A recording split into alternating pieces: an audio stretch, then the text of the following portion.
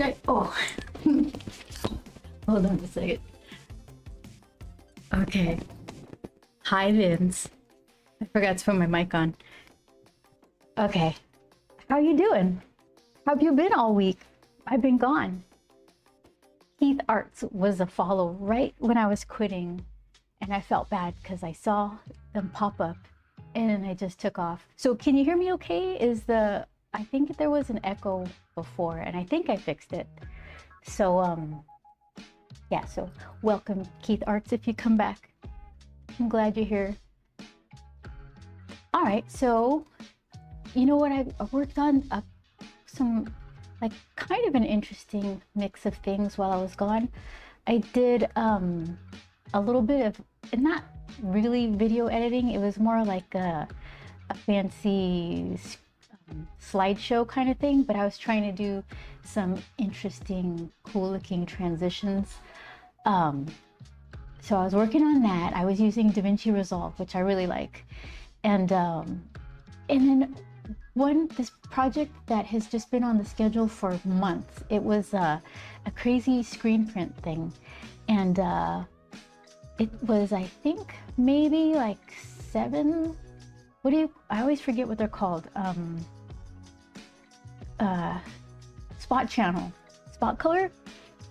So one that I did I guess it was the end of last year. It was a 9 color spot channel screen print thing. So those poor people were like 9 times having to paint over their piece of paper to make this print.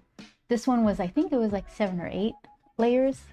Sometimes they add one because they need a white layer, or they need to break up one of the layers that have too many grads on them. And I can kind of see why, because when I was trying to fix it, I had to put the line art separately than some of the grads that were the same color as the line art, because they just got too heavy-handed of a grad. Anyway, so yeah, I finally finished that. It's off to the printers and they're gonna work on it. They're gonna take a video of it while they're doing it, so we're gonna get to see like some of the making of. I'm pretty excited about that. And I'm really excited to erase it off of the schedule. It's so weird because it's like hours of work, more than hours, like I don't even know.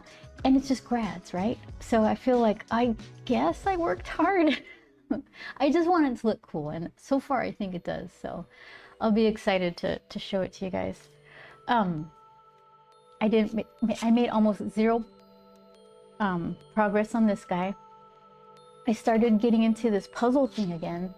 You're all zoomed in as much as you can be. This puzzle thing. So this is what I did, was it last week or 2 weeks ago? I was so hopeful. So what I'm doing is, this is matte color sticker paper on chipboard. I have a Juliet Caesar cutting machine. I went with that one because they said that it cuts finer detail than the Cricut or a Silhouette, but I've never had either of those, so I really don't know from firsthand experience. But here, I'll show you this weird stuff. Okay, so I got this actually from the store itself. What is that? Finecardstock.com. I have no idea. Are you fine? So far, I think all the problems have been my own. So it seems to be within the requirements of what my paper or the cutting machine can cut. What do you call those? Die cut machines? I don't know.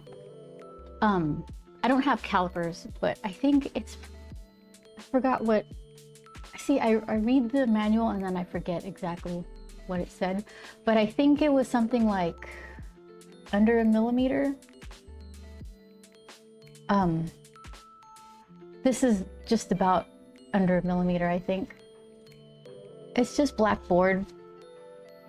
So then I would take this, you run like the print and cut feature, you run some sort of paper or sticker paper in my case through the printer. It prints little registration marks, and then I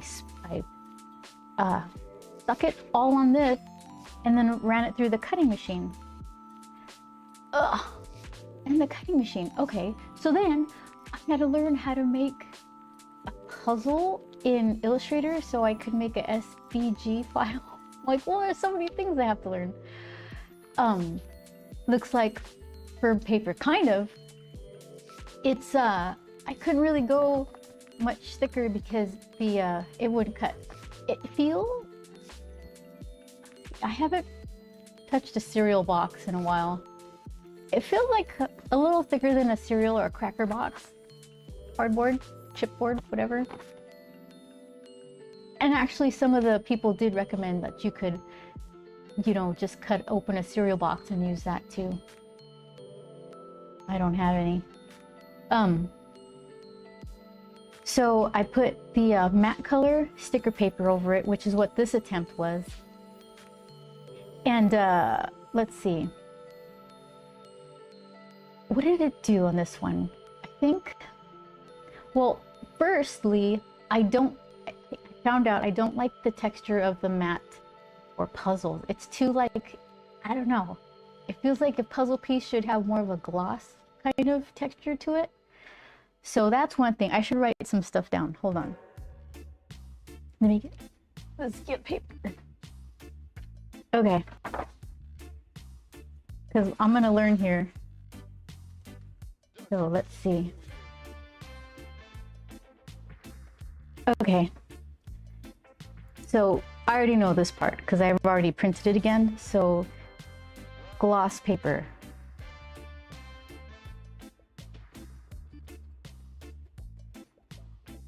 It could be, okay, here's another thing. It worked so well when it was on typing paper. Look at this, just everything, just perfect. So there is a possibility where I could just glue some kind of photo paper, glossy photo paper on this, but this isn't strong enough. Let's see what else I have. Where are you? Here you go. So this isn't very efficient because this is just like a little tape. Like, I'm not gonna go through the whole thing and waste it all in like no time. Pretty sticky though. I like this. So I would have to find an experiment with it with glue types. So many. Okay, let's see. Find glue types.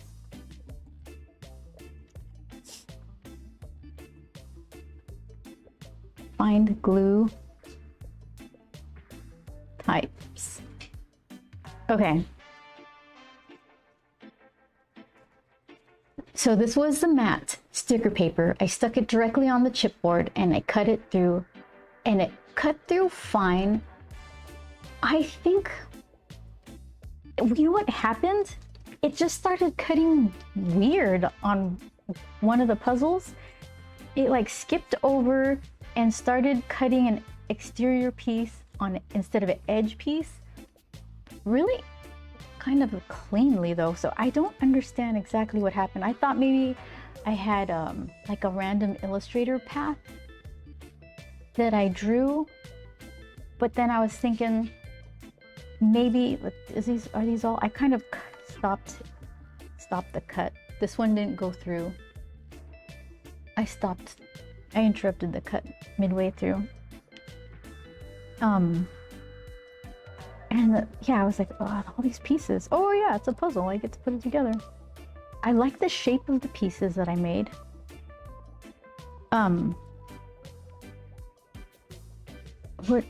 This is a foot. Where do you go? You look, this is another foot. The same one. This is hand. What else do I have? This is, I don't know what this one is. It's like the side of the moon leg thing. Oh, there it is. Okay, so then here's a good example. This should be an edge piece, and it cut a little notch in there. Like, that's not even any piece that I made. It's all ripped. It's all crazy. So what I think happened for this run was that the knife, maybe it got stuck and then it lost its place, it lost its registration and just started cutting again, and it cut an exterior piece or something. So then, okay, that would mean it's my, either the depth of my blade, so blade depth, the Caesar Juliet thing, you can adjust the force, the speed, how many passes it does, and then you can manually like adjust the blade, how much it sticks out of the housing. So either the blade was stuck out too far, which I'll show you another example of, or, and maybe in combination of, the board didn't stick to the sticky mat and it bowed up a little and it caught the blade. So that's what made it like grab and stick and then be out of registration.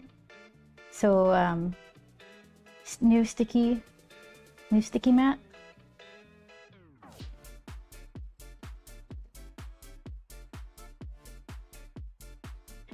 Oh, and then Caesar Juliet, they have a new blade that is 2 millimeters long, which I ordered.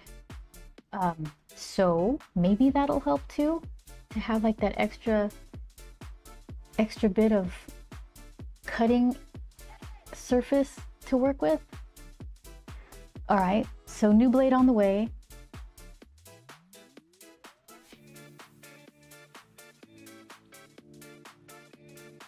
Okay, so then this was the very sad first attempt. Let me show you what I did like just this morning. It's not perfect, but it's so much better. If you're following my I don't know, was it Facebook? I don't think I put it on Instagram yet. It's not good enough for Instagram. Either it needs to be a colossal felt or a beautiful thing. This is neither. It's like it's a step in the right direction. So what I'm doing, the whole point is I want to put these in the vending machine. Here's the vending machine, and it fits 3-inch envelopes or like really thin boxes, but I'm not messing with boxes. So it would be like this. This would be in the vending machine. Put in your little token and maybe you get something like this. Look at this. Okay. This one's not perfect, but it's like a good idea of what I'm trying to go for. So here I used glossy, wait, what? Oh, I used glossy photo paper and I used this to glue it on. It was okay. It was a medium success. Let's see. All right, so here you can see, let's see. First off, there's like a zipper looking quality to the cut. So that's like a telltale sign that I have too much force. See how they're like just zippery kind of. It almost looked like it's like stitched or something. So too much force. I already have a note for that, but I'm gonna write it again. Less force.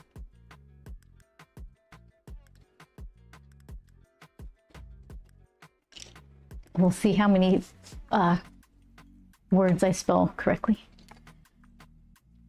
All right, so then what else? Okay, here's something that's gonna really upset me because I don't know. I have zero idea. I barely know how to make paths in Illustrator. It's like, it falls into the category of what are those things called? Spreadsheet. Like if you can learn how to do a spreadsheet, you can do so many things. It's like a time saver. It does math. It organizes recipes and things. It's like this magic little boring grid that I just cannot get. Same with paths, right? So much things you can do, like for making cut lines, for using them in videography to create a path to make something like go like a little special effect, move it around your scene. You can make a path to do it. And I'm just, it's so frustrating for me. So let's see. Do I still have you? I might still have him up. This is the guy who I'm trying to learn from. The thing is, like, nobody's doing exactly what I'm trying to do. Not that this is so innovative, but just there's so many variables, right? What programs are you using? What machine do you have? What materials are you using? So this guy is using a Glowforge, and he's got cool tips. He taught me a bunch of stuff, but I still have to like mess up a bunch to figure out how it applies to me. So here he is. I don't know if it's gonna have any audio. Hold on, let me do it for these guys. Where are you? Okay.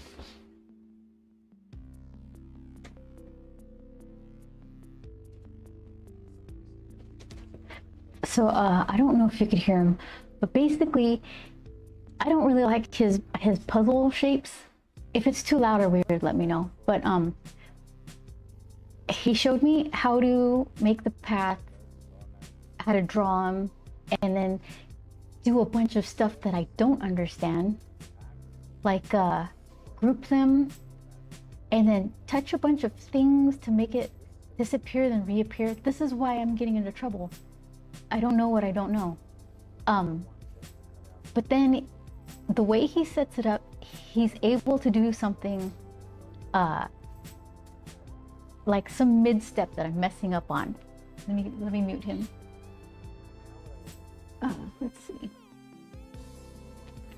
So when he's making his puzzle pieces, he was making vertical lines that he duplicated across the way. Then he made horizontal lines that he duplicated across the way. And I think he made layers so that his machine, he could control how, like, the direction that it cut. Well, I don't understand what I'm saying. This is why I'm so frustrated. See how he's got some red and some blue? And this is, I didn't understand, like, well, sure, whatever. That's nice if you want to be super efficient, but like, whatever. How important could it be? It's so important. Here, let me show you what mine did. I'm gonna pause you for a second. Super helpful guy. Let's see if I can just copy and paste this video. There we go. Okay, just in case you guys want to check him out. You're still going? Let me do this. And let me do this. Perfect. Okay. Whoops. There we go. I'll give you guys a little bit of this too. Did I? Whatever. Okay. I keep pressing wrong buttons. Okay. So this is why it was so important to force your machine to cut a certain way. This is what mine did, and this is what I got into trouble with. Okay, let me point out a couple of things. I pointed out the little zipper quality, which means my force puzzling has been, I know, right? It's a head scratcher. So here's the zippering effect. That means my force was too strong. See these little scratches here? That means my material was a little thicker than, how do I say this? I had my knife sticking out too much because it wasn't clearing the material. It would scrape before it cut. So I need to not have my blade sticking out so much. Blade depth. So what I would want it to do is just cut over the entire thing, then do it a second time and a third time, so that way you don't have to have the force too high and you have a cleaner cut, no zippering. But what it was doing is the cutter would go around one puzzle piece like 3 times, 4 times, whatever it was set to. Then it would go the next piece over and then do another 3 or 4 rounds. So then this line here, that means that one got cut like 6 times. Wow, what? I don't know why it did that. Why? They're just lines. Why would it choose? How does it even know that that's one puzzle piece to go around? I didn't say anything like that. So what ends up happening, it was like pulling up the edges of the print paper, like these little corners. It just scuffed them all up because how many passes was that? That's just too many passes. It just, every pass, it pulled up a little more. At a certain point, like one of these pieces just popped off and was hanging out while the cutter is still cutting. So I've got like my finger in there while it's cutting. I'm just like, oh, just try to pull this out. Like, don't cut you again. I don't know how to fix that. I'm gonna have to watch that video again. And look how cute. This is so perfect in almost every way. I'm gonna have it like this little frame. And then you just build the puzzle right in the little frame. It could be so nice. It's so close to being nice. And I really prefer the glossy paper. It's just very rough feeling, and then it's pulled up on the corners. So yeah, I have a lot of learning to do, and I just have to assemble knowledge from like 3 different YouTubers, because there's not much documentation for the machine itself. I don't understand how I watched someone put together a family photo and they made a puzzle out of it, and it worked perfect for them. Hi, MPT, how are you? Did you see this? It's better. It's very much better, but it's not perfect. I like the puzzle shapes. I like the puzzle pieces. So let's see. Let's put this together. So, moon, bottom left. Here's some moon. It looks like an old puzzle. It's brand new because it got all pulled up on the edges. Yay for improvement. What's the struggle? The one that's worrying me is the path that the cutter takes to cut each piece out. So I have to do multiple passes with less force so it doesn't have this zipper effect. I'll show you. It's like, see how the cut edge here? It looks like it has teeth. It's just supposed to be a smooth, nice cut.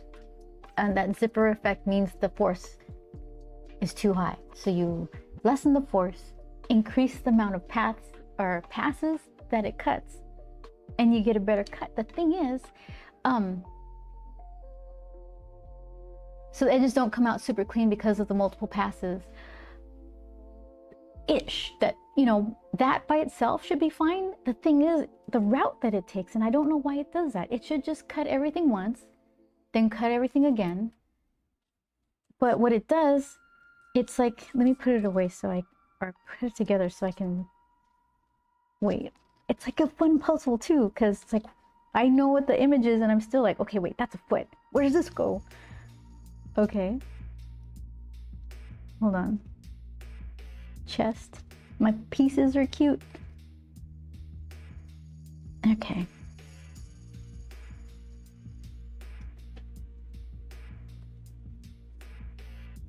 I'm missing a piece.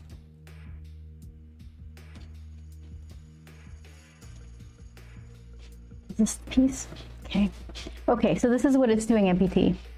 I'm sending it through the cutter, and it's supposed to do like, I think 3 or 4 passes, but rather than just go over everything and then do it again and do it again, it goes piece by piece. It'll go over this one puzzle piece like 4 times, and then it'll go to this piece and cut this piece out 4 times. But what that means is this line here gets cut like 8 times. So it keeps getting pulled up and messed up. That's so many times. And I don't know how to fix it, because how did I do it? Why is it Why did it choose that path? How do I force it to choose a path? This guy who works on his Glowforge did something with layers. He made some lines red and some blue and collected them in a way where I think he forced his machine to like cut along a certain path. So I'm gonna have to do trial and error. I guess I could do that on, what do I have cheap and thick that I can cut? Because I can't do multiple passes off of typing paper. It's a multiple pass thing. And I'm just gonna have to trial and error and try not to like waste so much material. I don't know this machine at all, but could be a setting. Yeah, the devil's in the details, the setting. You're absolutely right. And I only know slightly more than you do. I'm so new to this. And I feel like I'm trying to fly before I can walk or something, but I'm like determined to just make this work. It's gonna be so cute. It's almost cute. It's almost there, MPT. It's so close. Yeah, and the amount of time, I'm wondering how much time will each of these take? I would really prefer not to have to glue a bunch of stuff together. I believe you got this. Oh, thank you very much. I need the motivation. Not the motivation. What do you call it? Morale. I need the morale. Because it's just that, the certain things like this list I can fix. The whole, how do you make a cut in the path that you want? I have zero idea. And that's the thing that's gonna make me sad. Look at this. It fits real nice into this for the vending machine. Look at that. Can I ask what machine it is? It is the Caesar Juliet. It's just like a Cricut or a Silhouette. I've never had any of them. I went with this one because they said it cut finer details. It was better and easier to cut finer details with it. I don't know one from the other, so that sounded fine to me. But because it's a lesser known machine, there's not a lot of videos and documentation about it. There's one person who seems to be the authority on it. What is it? Up a creek crafts or something? What's your name? Let me shout you out because you're, oh my goodness. What's going on over here? Okay,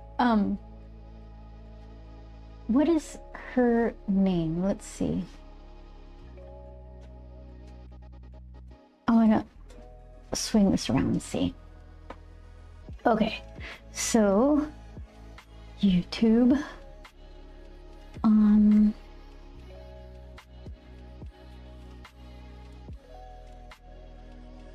Let's see. Watch later. Oh, Chris, how are you? Okay, her Swift Creek Customs. I'll put a little link for her thing. She's like a pro at this stuff.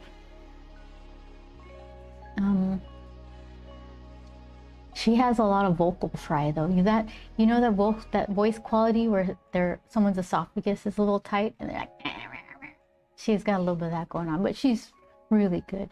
Chat. Okay, that's for you. Okay. Okay. So, Chris, I like those earrings that you've been posting on Discord. I really like the flat style better. Let's see if I can show this.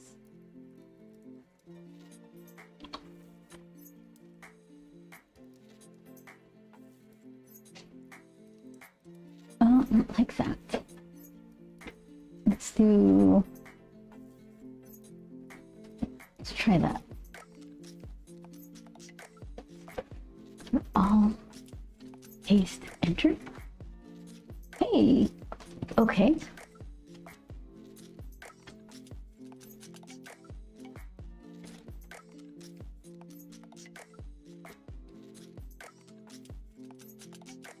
There, those are the ones. That's on Chris's 3D printer. Chris, do you know anything about making Illustrator force a path to cut? Did you hear what my Siege? How are you? This is Chris's work here. He's making neat earrings. I like that open pen nib thing. That's pretty cool. Yeah, Chris knows his stuff. Okay, sort of getting ready for a mini vacation. Nice. Thanks, clay sculptor.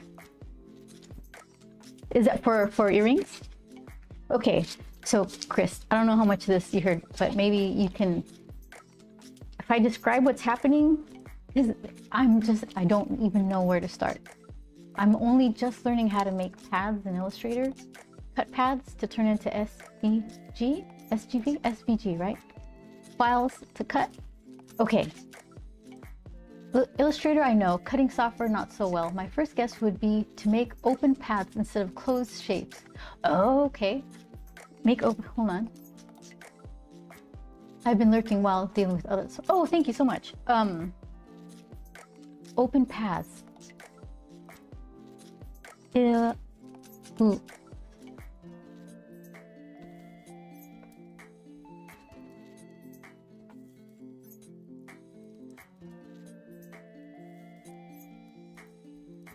Shapes. Okay. Yeah, so at least that's those are words that I can start looking up, because I remember you mentioned closed shapes. One of the tutorials I was watching, the guy was clicking on each of his shapes, and it looked like that was the action of making closed shapes from what you're describing. So hopefully I have a version of this file before I touched open spaces. Game begin. So then, what else? Yeah, everything else was like, I get all excited because certain things work out so well, and then everything else is just a big old question mark. So here's my to-do list. Gloss paper. I don't even think the sticker paper is gonna stick. It's like it was removable. It felt like I put a sticker here and I could just peel it back up and reposition it. So that's not gonna work. I'm not gonna glue a sticker onto a board. I'll glue photo paper or something. So gloss paper. Figure out the glue types, because my glue didn't stick very well. Blade depth in the Caesar Juliet. New blade is on the way. New sticky mat, because the popping up, causing it to skip and choose its own path. Less force. Illustrator, yeah, okay. I still have like 18 more chipboards to go. I could fit 4. Oh, look. Let's see.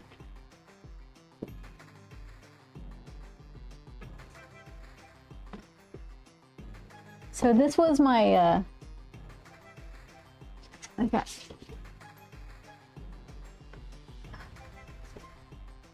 this was me just seeing to make sure I could cut through the board and get my settings right, and then cut through something with a sticker on it, and it kind of, see how it left some pieces stuck to the bottom, so my blade wasn't extended enough, or it could have used another path. But if what could I have done? It's hard to say, because there isn't a way to detect if the blade is overextended, because I don't have any reason for the blade to like make a crossover to scratch anything. So that was a successful test. What happened here? Oh, it was real close. This was the one that I've packed right here. Yeah, there's like so the blade is overextended because you can see there's a scratch for the blade when it was traveling across the page. So I'll retract the blade a little bit. This one was going well. It did loosen one of the puzzle pieces, and it kicked it over here and it started cutting. One of the pieces was cutting out right here, and the other piece was knocking around, so eventually I just stopped the cut. But yeah, this is what you do. You print out the sticker paper. Well, this was actually photo paper, and glued it to the board, the chipboard. And I taped it here because I figured it's too hardy. It's gonna pop off. And I had to put masking tape. Wait, is it not masking tape? What's the clear tape? The masking tape, right? No, masking tape is the stuff, magic clear tape. I don't know, gift wrapping tape. The clear stuff. I had to put that over the glossy photo paper because it wasn't the camera that registers where the blade goes. It was struggling. So when I put clear tape over it, it found it. Packing tape. No, it's like that regular 3M I'm wrapping Christmas presents tape. Masking tape, right? No, that's like the gray stuff. It's just regular tape. It's like the clear gift wrapping tape. So yeah, I heard that people were having that problem, so I kind of figured, oh, maybe it was that thing. So I put the clear gift wrap tape over the registration lines, and it found it just fine. Masking tape is paper backed. Magic tape? I can't think of the name. It's not that exotic. It's just that regular stuff they sell at the supermarkets. Look at that.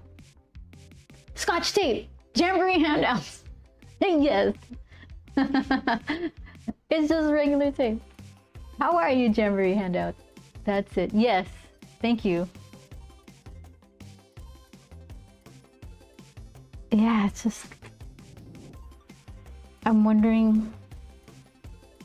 I don't think I could go back and cut this. I might be able to.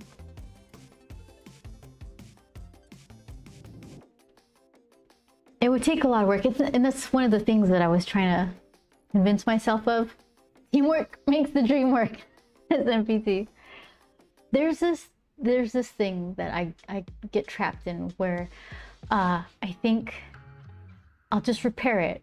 I won't waste it. I'll reconfigure it so I can save these, or even if it's like a piece of digital art where I've messed up on something, maybe I left the anti-alias on when I'm flatting or something, and I think, oh, I could probably just fix this, and spend like hours fixing it when it probably would have been faster to just start from scratch.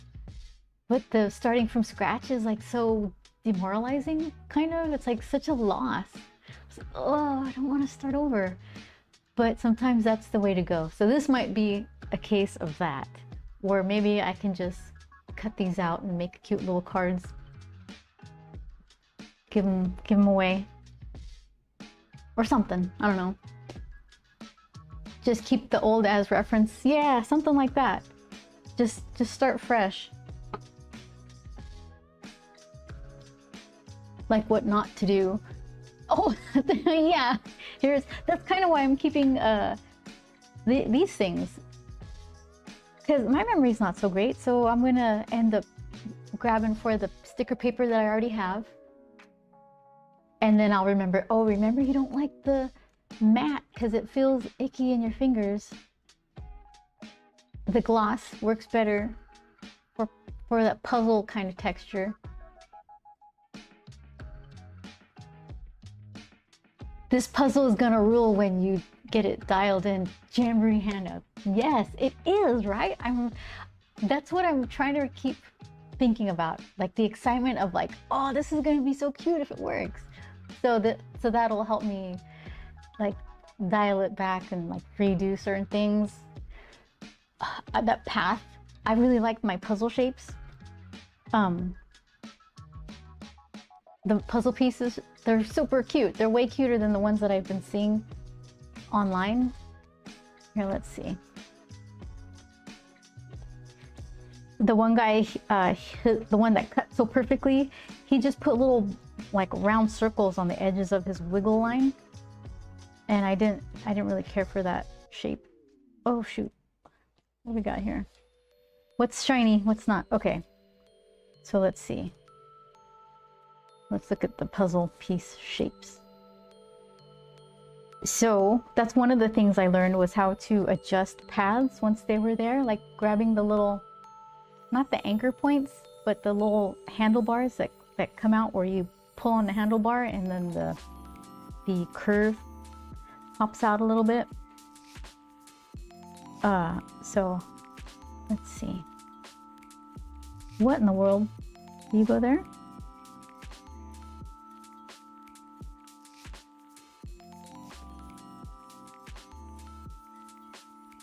I just want to see the shapes.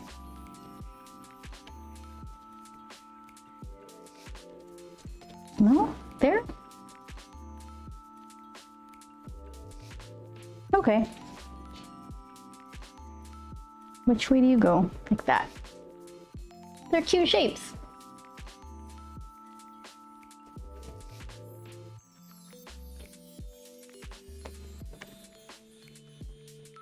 I agree, the shapes are great, and I love the border that serves as a frame for the puzzle. Yeah, I figured it was so tiny, like 3 inches, to fit into the vending machine. I thought it was more of like a self-contained item. I don't know, it seemed better. So then it requires, what do I do? The outer frame is part of the puzzle that gets cut out, and then I glue a backing to it, which is just a square. No print or anything, which shouldn't be that difficult. But yeah, that zipper, little zipper edge. Then I was thinking, well, do I need a die cut machine or something? But then you can't, not die cut. What is it called? It's like a press where you put your board in, you have 2 like metal plates, and then you roll it through like a pasta maker, and it squeezes the chunks out like a cookie. But then you can't pick your puzzle piece shapes. So yeah, that was my journey. I'm what is it? Manage your expectations mode. So close. It's really close. That poor machine though, it's like, you don't know what you're doing. It's like making all this noise when it was getting caught in the middle because of either the bowing of the board, or I don't know what. But you know what? We're explorers. Puzzle explorers. Let's go, Grump. We're gonna figure this out together. All right. So what is it? Here's the secret. Illustrator open path instead of closed shapes. That's my my assignment for the week. I don't know. We'll find out. Oh, that fits so perfect. I'll have to avoid the temptation to just pull out all of the dark blue envelopes, because that'll be a dead giveaway for which one has the puzzle in it. I need a stamp. Yeah. All right. Yeah. So all that stuff I could do. I got new sticky mats coming, new blades on the way. Less force easy, blade dip easy. Glue, what? You just get sticky glue. Better glue. What could go wrong? Glossy photo paper. Yeah, this is the one right here. That's the one that's gonna keep me up at night. Closed shapes. Why did he do that? Why did he show me how to do that? Okay, so we're gonna finish this before Halloween. I promise. I got my Oh, I got such a mess. Look, these are uh, the blades for my machine.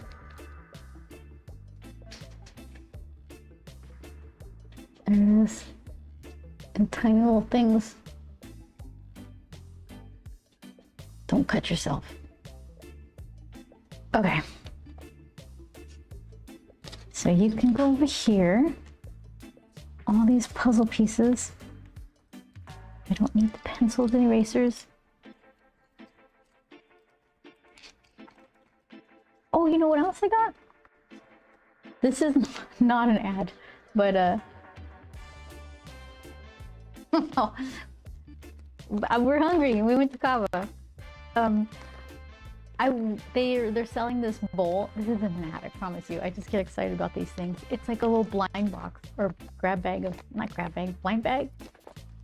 You buy a specific meal and then you get, they give you one of these. And I haven't opened it yet. I can kind of see what it is.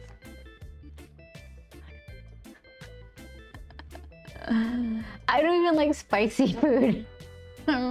It's, I don't know what this one's name is. Like hot harissa or something. It's nice and soft. All right. Let's see. Where could you live? Right there. Let's see.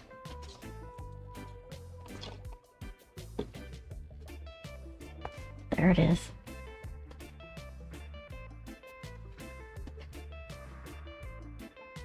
MPT says, just 3 months away from Tokyo Comic Con. I know, it's coming up. Will there be puzzles in the vending machine? And do I bring my vending machine to Tokyo? Has anyone ever flown with a vending machine in their luggage? See, another thing, I've got to be like the only person. I'll let you know how it goes. Signs are pointing to the fact that I'll probably take it with me. Ugh. It's okay. It'll be fun, right, MPT?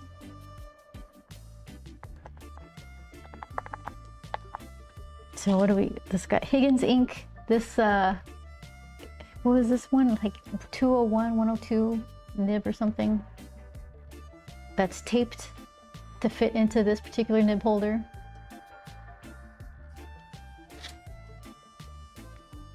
Yes, it'll be a lot of fun. I vote take the vending machine and see what happens. Here, I think I always forget how to make a poll. Let's see. I'll start a poll and there's gonna be like one vote. Well, I'm gonna do it anyways. What? Okay, where are you? What is that? Clip that. Manage poll. Create new poll. Okay. Let's see.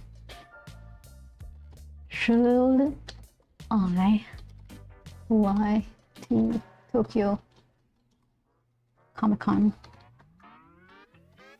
with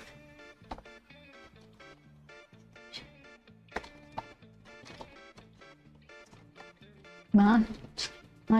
Okay. Question mark.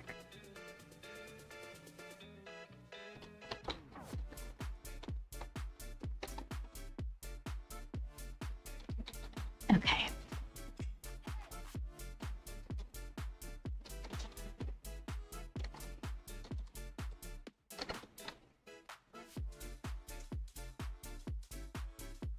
All right, there you go.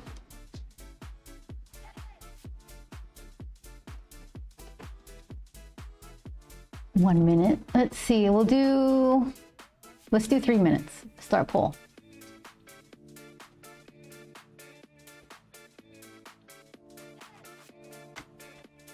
Okay. Did I do it? Can I vote on my own poll? I got one, heck yeah. 2? All right, well, I'll let it ripen. We'll see. Need you. Okay. 3. 1 says bad idea. Interesting. Poll is up. Thank you, Siege. Gotta announce polls. I tend to be tabbed elsewhere, listening mostly. I get to look over and be shocked at how much you've done. Something else you show. Oh, that's, you know what? I do the same thing. Yeah, because I'm always trying to co-work or something like that. So yes, there's a poll going. So far, everyone says to take the vending machine to Tokyo. We'll see. We shall see.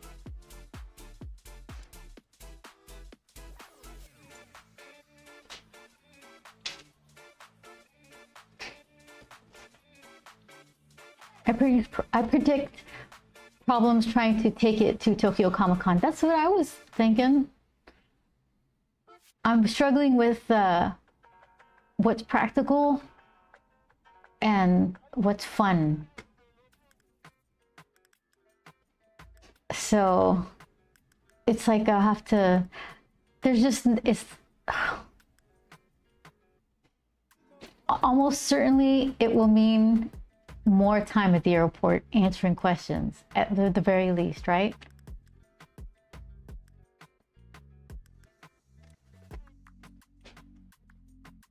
Very much so. So if I plan for extra time, but we talked about, that's exactly what I was going to say, Siege. We talked about being ready with, like, you know, putting the notes in English and Japanese in the luggage so they can see it, and then also talk to them about it when they ask me about it. What if they send me back to the United States? They're just like, no, you can't be doing that. That would be the worst. That's worst case scenario. Vote's about to end. Look at that. 2 bad ideas, 3 say heck yeah. That's pretty close. That's kind of how I feel. You guys are reflecting my thoughts on it. Yeah. I'm like on the fence, leaning towards just go for it. Poll completed. Look at that. You guys are very reliable. Thank you. Okay, let's see. Do I have? Oh, yeah.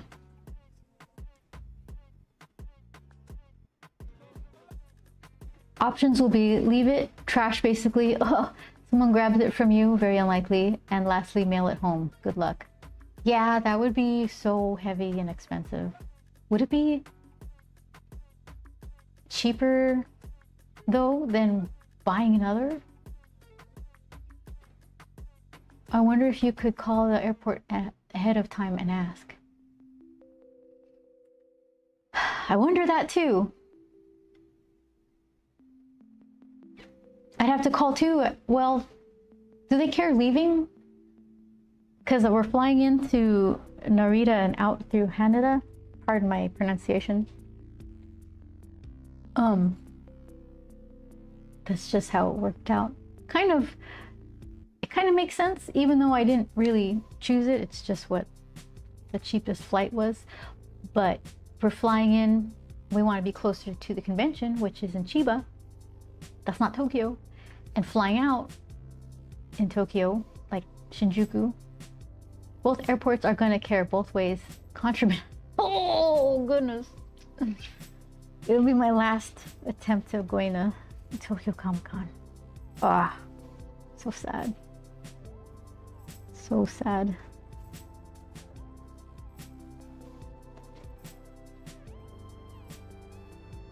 I didn't get that vending machine all too long ago. I think I've had it for, I think I got it in April, maybe March. I had it for,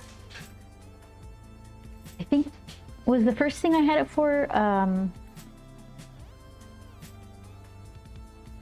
the Los Angeles Times Festival of Books. No, that I think it was before then. WonderCon? Did I have it at WonderCon?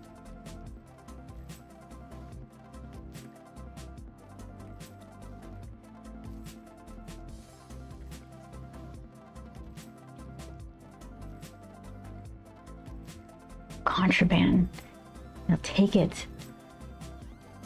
Ugh. Yeah, I guess I could try and ask somebody at the airport. Not at the, like, email ahead of time.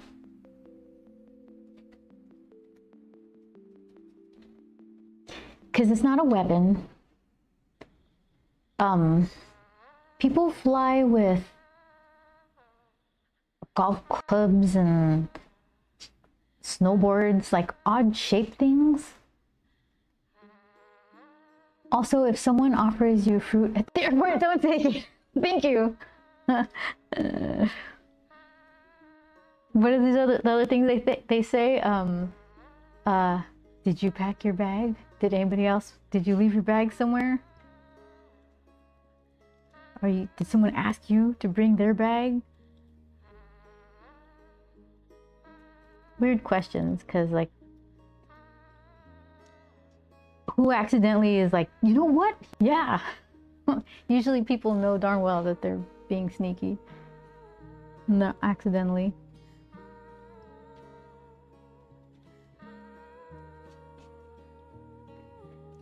Exactly. I think just email ahead of time and then communicate with the TSA on the day. They'll want to examine it, but that should be fine. That's best case scenario, right? That seems like minimally examine, take a bunch of time to ask me questions. Maybe they'll be charmed by it. I mean, it's kind of interesting.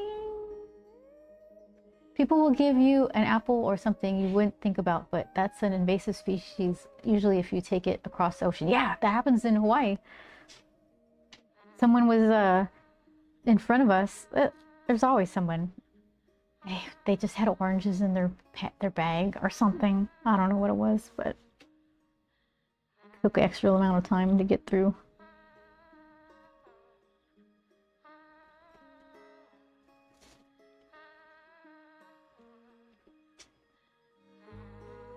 Corey says hi. Hi, Corey. How are you? I'm trying my best to ink a grump here. What are you doing?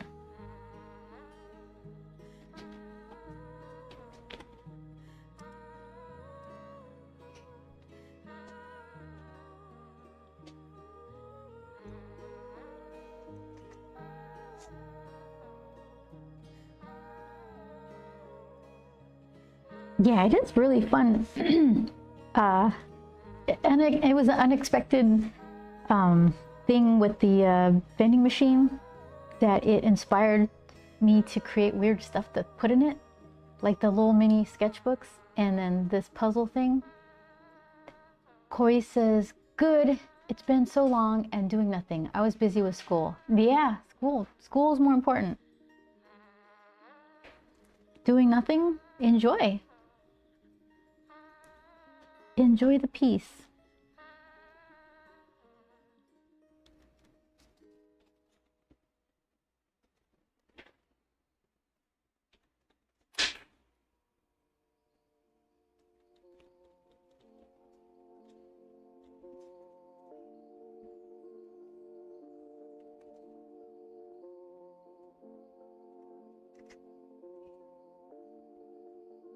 Did you see I got my hair did? Straight. Look at that. Let's see. There it is. I'm not used to brushing it. People with curly hair don't just brush their hair every day. Or not every, like once a day. You do weird things to the curls if you try. So I forget you're supposed to run a brush through it when it's straight. But look at that. Yeah, that's nice.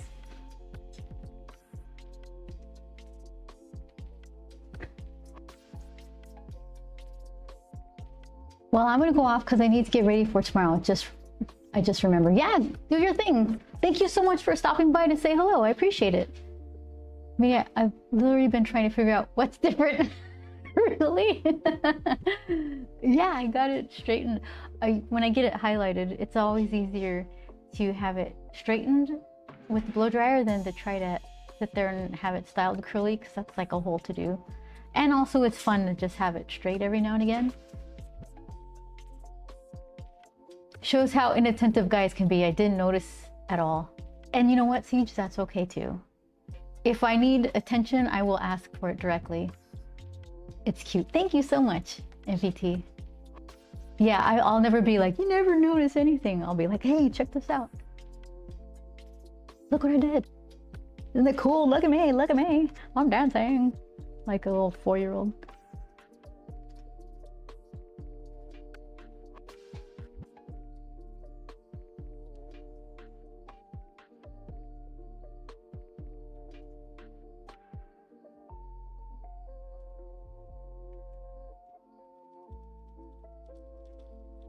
Yeah, I finally found somebody who does a really good job on my hair. So I'm happy about that.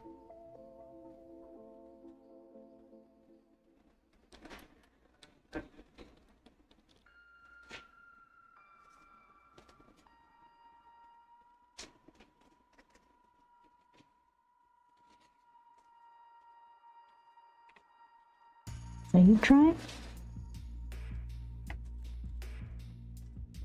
So when I go to Tokyo,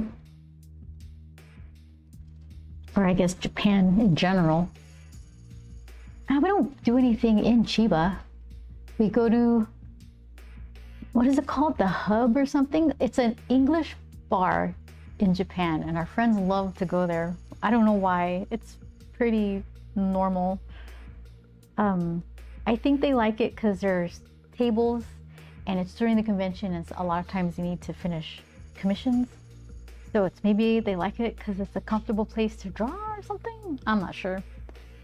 So we go to the Hub, and yeah, that's there's nothing to see over there. That's why we get the heck out as soon as the convention's over.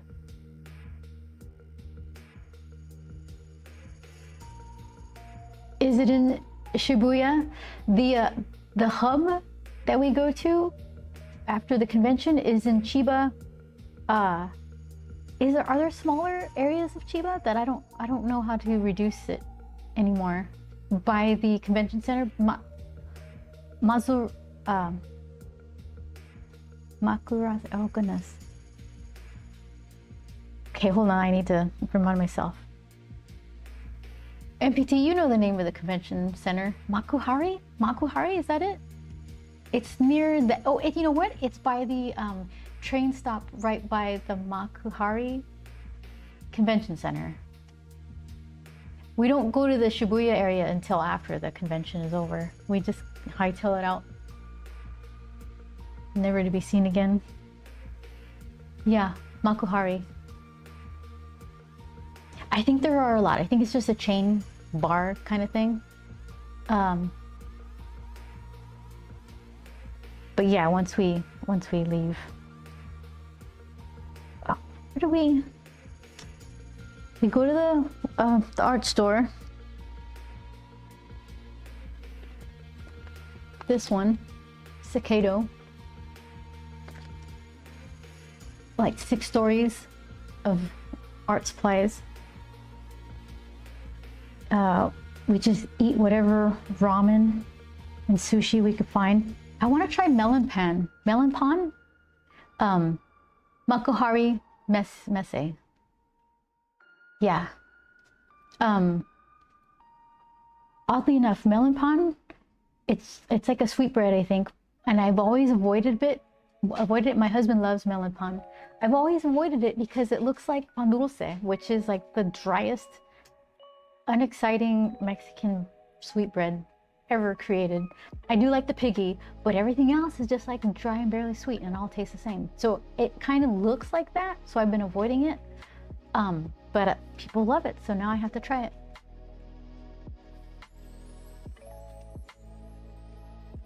Yeah, there's good ramen here, but MPT, it costs like $20 a bowl for like a decent bowl of ramen.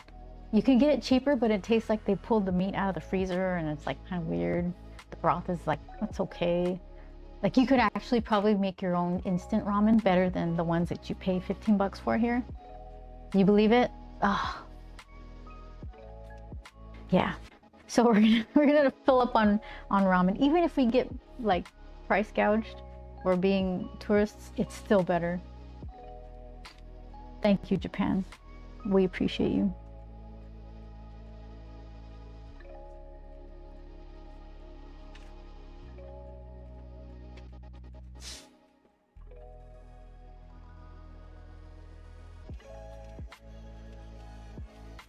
Gaijin, yeah, that's us.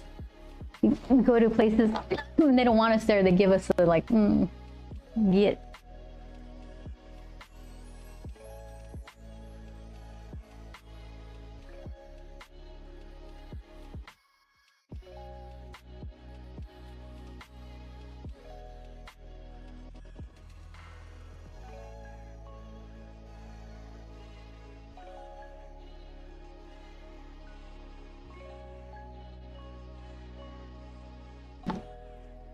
When were you living in California?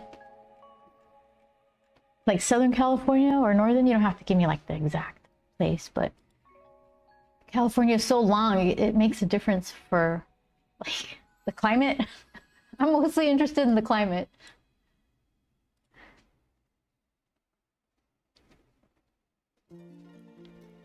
I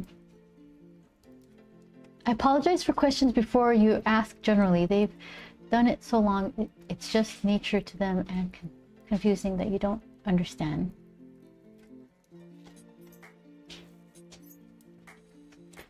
Hold on. Let's see.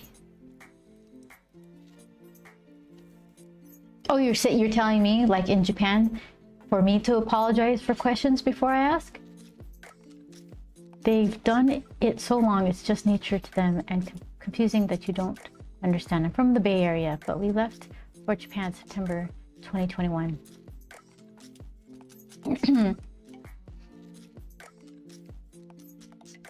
So cooler and more expensive. Yeah, so you know about overpriced ramen for sure.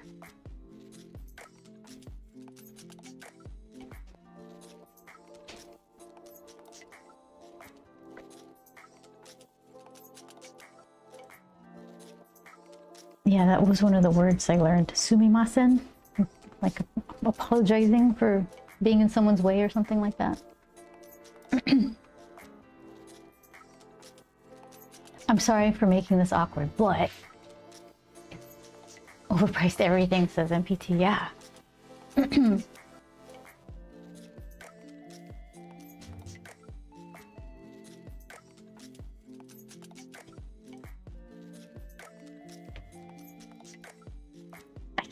I'm always tempted to like fire up the Duolingo for the Japanese section, but I need to stick to Spanish, one thing at a time.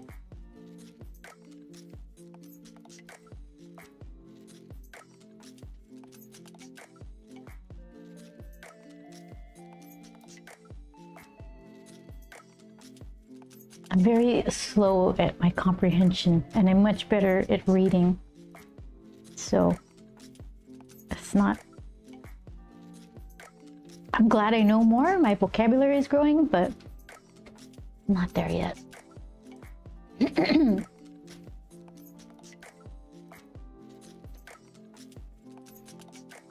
Okay, let's see. It needs a lot of beefing up of lines, some shadows, finish some pumpkin guts, finish the little face in there.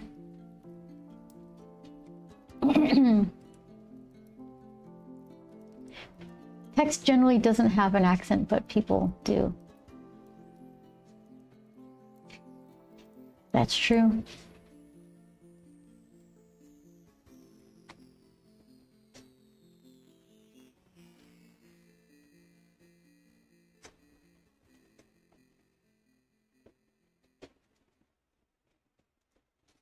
Game begin.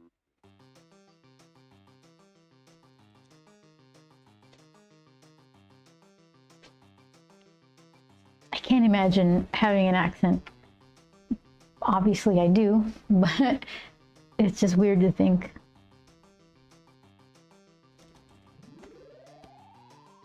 There's so many accents in the United States.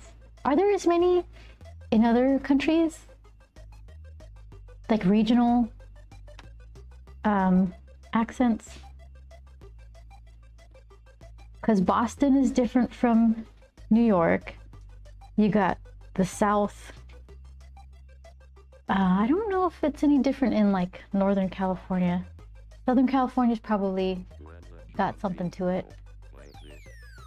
Texas is different. Is Texas different from Georgia? Yeah. Probably. Creole? I don't know. Some variations of Spanish can be insanely fast. I know. We're trying to watch some shows, and I rely on the subtitles if they're in Spanish. Joel can pick it up. He can understand a lot more than I do, but sometimes there's this one show with an Aztec person speaking and so quick. It's just impossible for him to understand.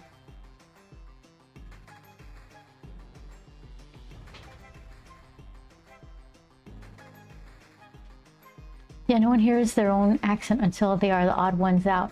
And they wouldn't even, if they were the odd ones out, it would be everybody else who sounded interesting. They would consider themselves to be the plain one. Everywhere has accents. There's 3 southern accents: drawl, twang, and you're forgetting one. Yeah, there's like someone from Alabama isn't gonna sound like somebody from Texas. But I couldn't describe how.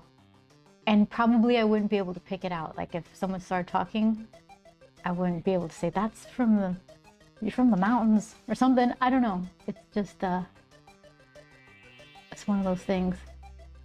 Mississippi drawl plus twang, leaving out syllables. Really? That's really specific, Chris. Do you know people there?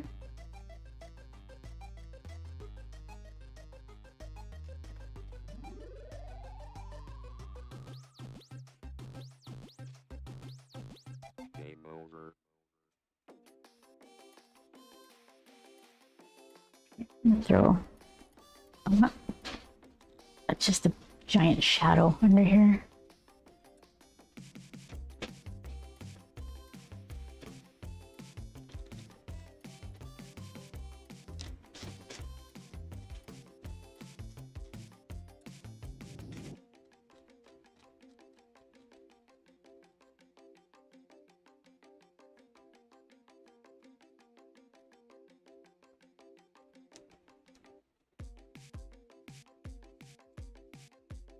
You know lots of people there. Okay.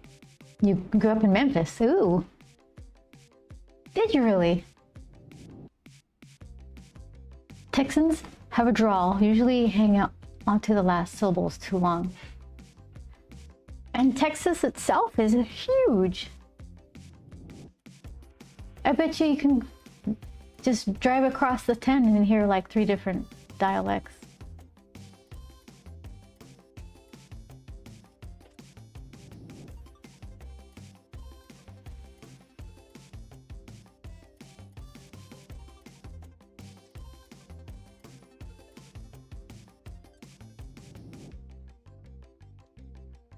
Do you think the Pacific Northwest has an accent? I mean, I guess yes, if you're from Texas. So what do I mean then? As far as California accents go, is it much different? You say, yeah?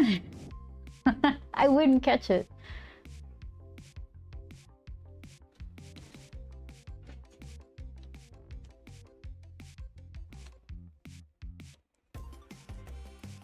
Yeah, I think the first ones that I mentioned are probably the only accents, like United States accents, I would be able to pick out.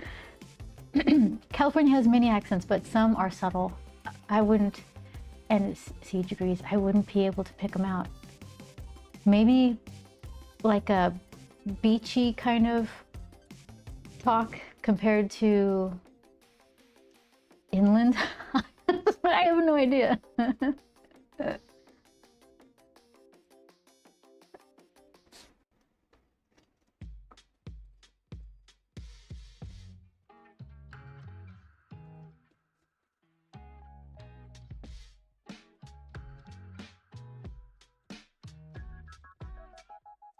I don't think I'd be able to tell the difference between, who did you say, Chris? Mississippi, I think. Mississippi and like Tennessee, Alabama, or something like that. I don't think I'd be able to pick those out. Pacific Northwest mostly has mixes. There is something common, but most people move there and bring their own accent to mix in.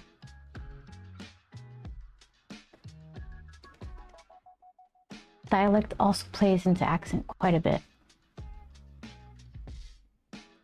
Because in Texas, fixin' and fixing are two entirely different words.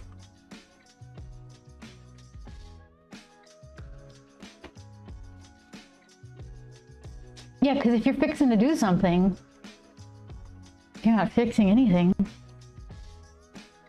That I get. Northern California is just meth plus slacker accents. No, it's not. Exactly. Or who, me? Like about the fixing to do something siege. Northern California is just meth plus slacker accents with a bit of redneck. Really? I wouldn't have, that's not the recipe I would have put together.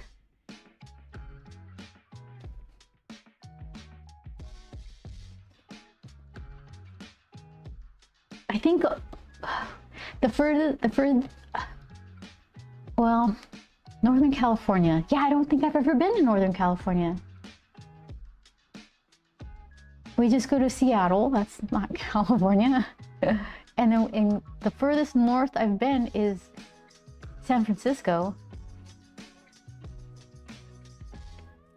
Finishing or fixing the blender so we can finish fixing the fixins.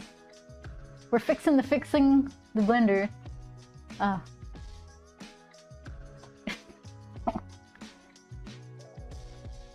There's something also in Texas about the all y'all. There's like there's an additional y'all that you can throw in there to really extend it.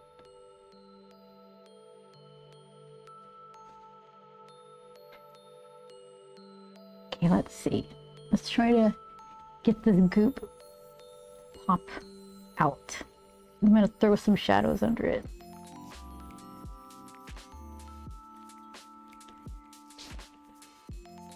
My time in California was weird. I was awake from 9 p.m. till 9 a.m. middle of the night. The people I met were odd. Oh yeah. Yeah, if those are your hours.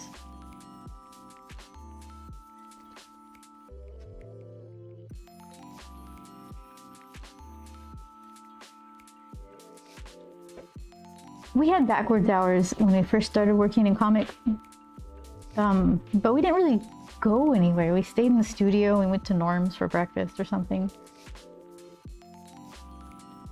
So we didn't, we drove by some stuff, but we weren't like in the mix.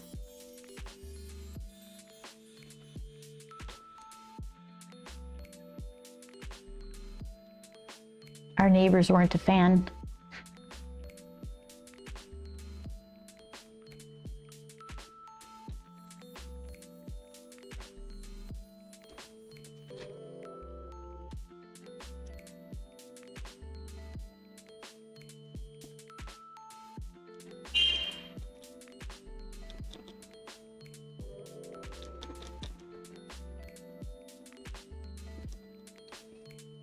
Sticking out a little bit more.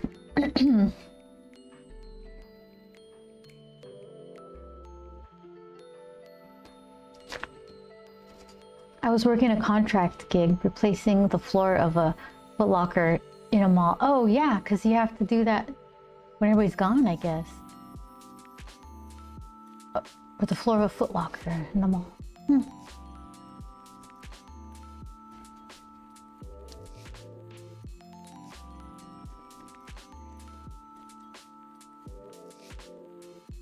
Now it's like, what's a mall?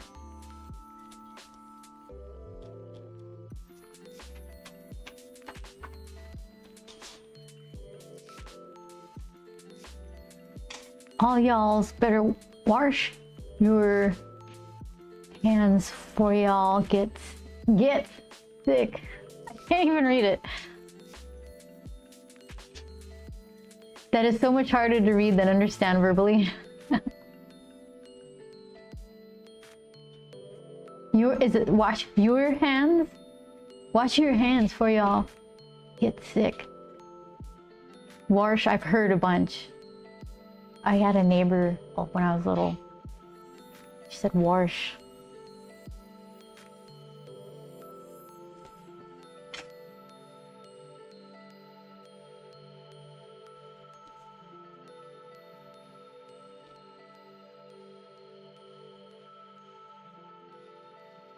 I like the hidden R in Australian words. We're watching on Netflix, what is it? Apple cider vinegar. And it's like Australia, I guess. Talk about Adelaide, Melbourne, the Gold Coast. And they throw that little hidden under R. I like it.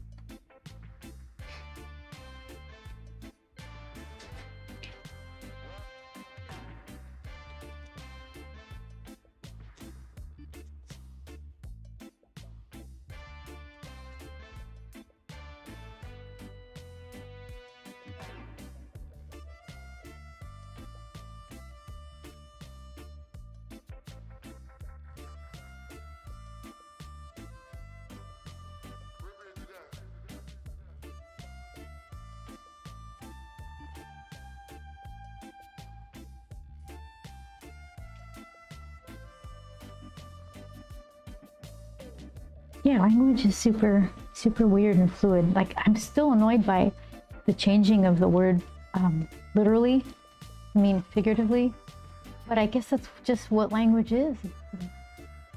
I don't know, it's a growing, morphing thing. And we moved to the high desert, and I don't know why it got on my nerves so much. Somebody was talking about being on restriction rather than being grounded. I'm like, what a restriction? What is that? You grounded or not? And that's just like 2 hours away.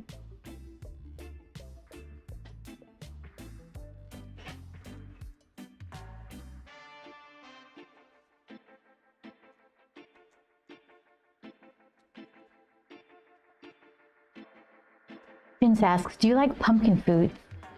You know, I almost made that my go live notification, the admission that I don't like pumpkin lattes.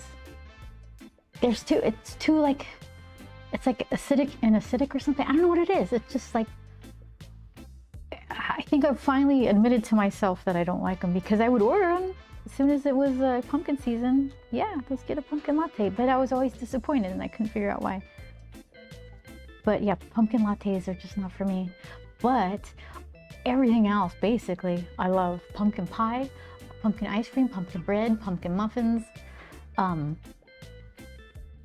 What else? Pumpkin seeds even, roast them up. They're not too bad.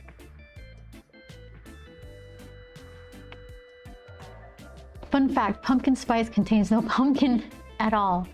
Pumpkin spice, is that like a nutmeg, cinnamon, allspice?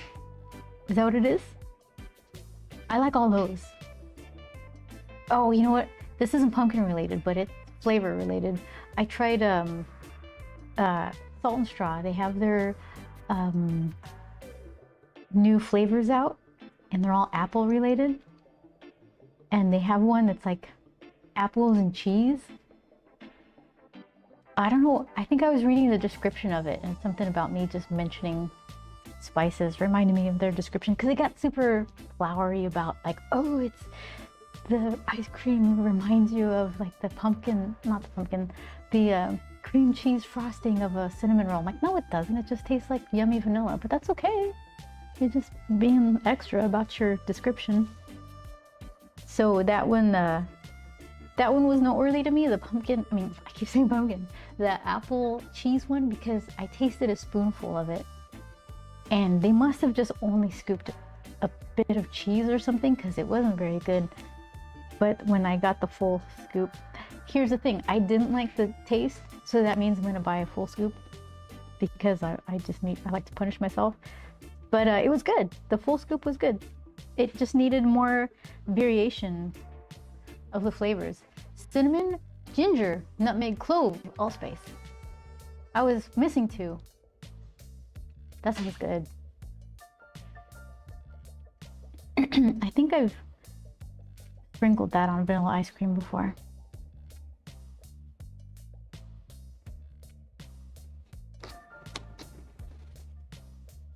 Okay, so let's see.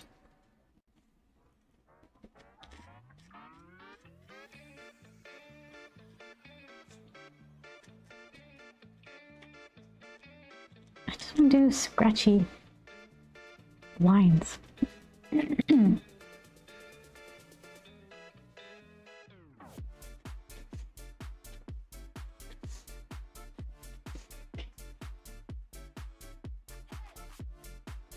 Chris says, add cardamom and turmeric and you'll have a nice masala. Is that the only difference? I think we have that. It must be a lot of turmeric and cardamom because I don't get sweetness from it. It's just savory and good. I think we do have like a little container of that stuff. Huh. It's a good dessert spice mix. I can think of a few things it will work with. You could just add cardamom anyways in my... Yeah, I think we have some of that.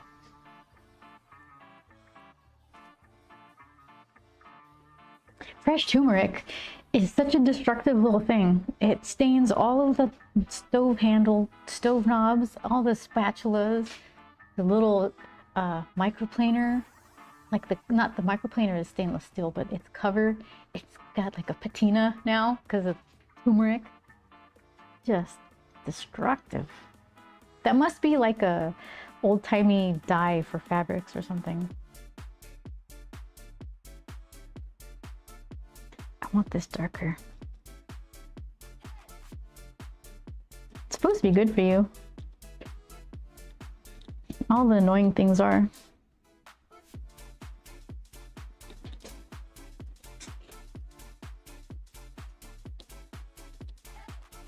I just want extra dark stuff. I have to push it.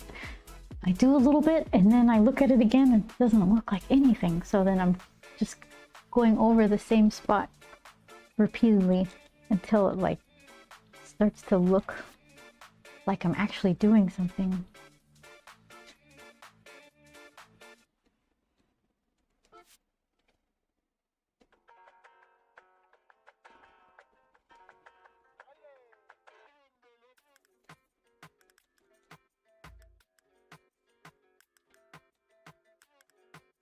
So if this, like I could put a nice big juicy shadow right here.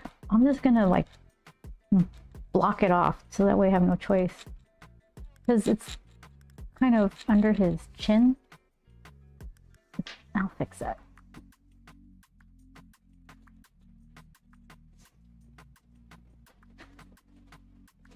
So now I'll have to, because I've already committed.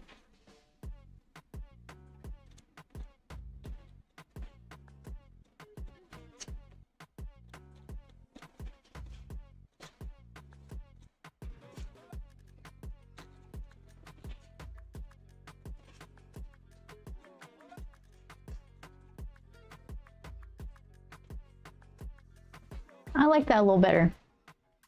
More of that.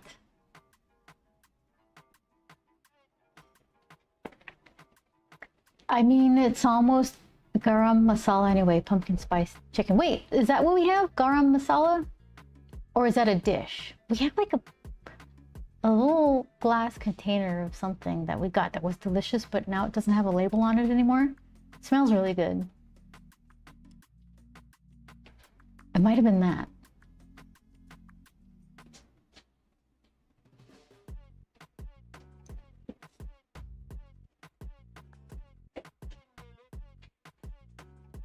Let's see.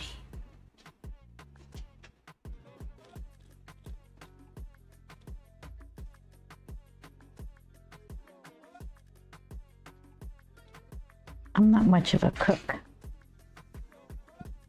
I've been making salads and I'm all proud of that. They're good salads, but I need to cook more.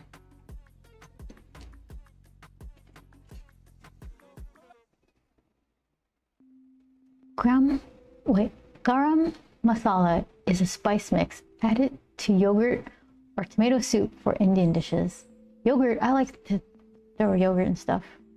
Make some sort of, put dill in it. I don't know. It makes a good kind of sauciness thing.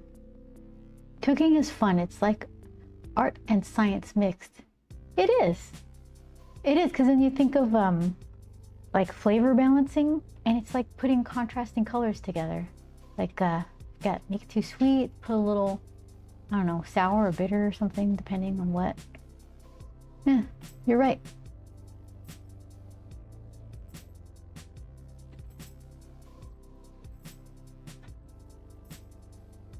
Okay, it needs more goo.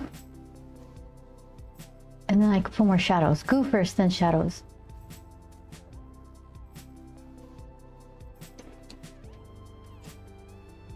All right, where is the goo? I got a little bit here that's whooping around. I can barely see what I drew, so I'm just gonna go for it.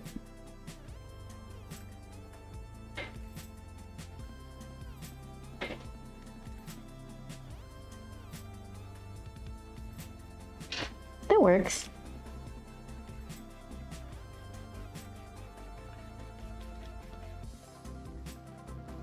So I'm gonna get nibs in Japan. The G nibs, I forgot what they're called. They come in silver and gold. I'll get what I can find, but I want the gold. Gold. Just cause why not? They're not that expensive. They're probably, I'm thinking they're a little more spendy here, but yeah, maybe I'll find a better price. It's a kind of,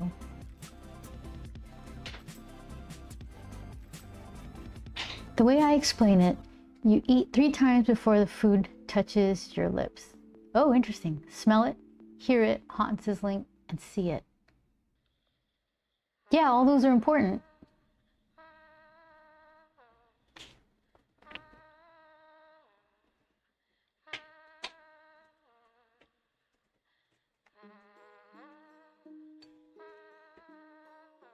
It's interesting to remind yourself of how important smelling is to actual, like the perception of flavor.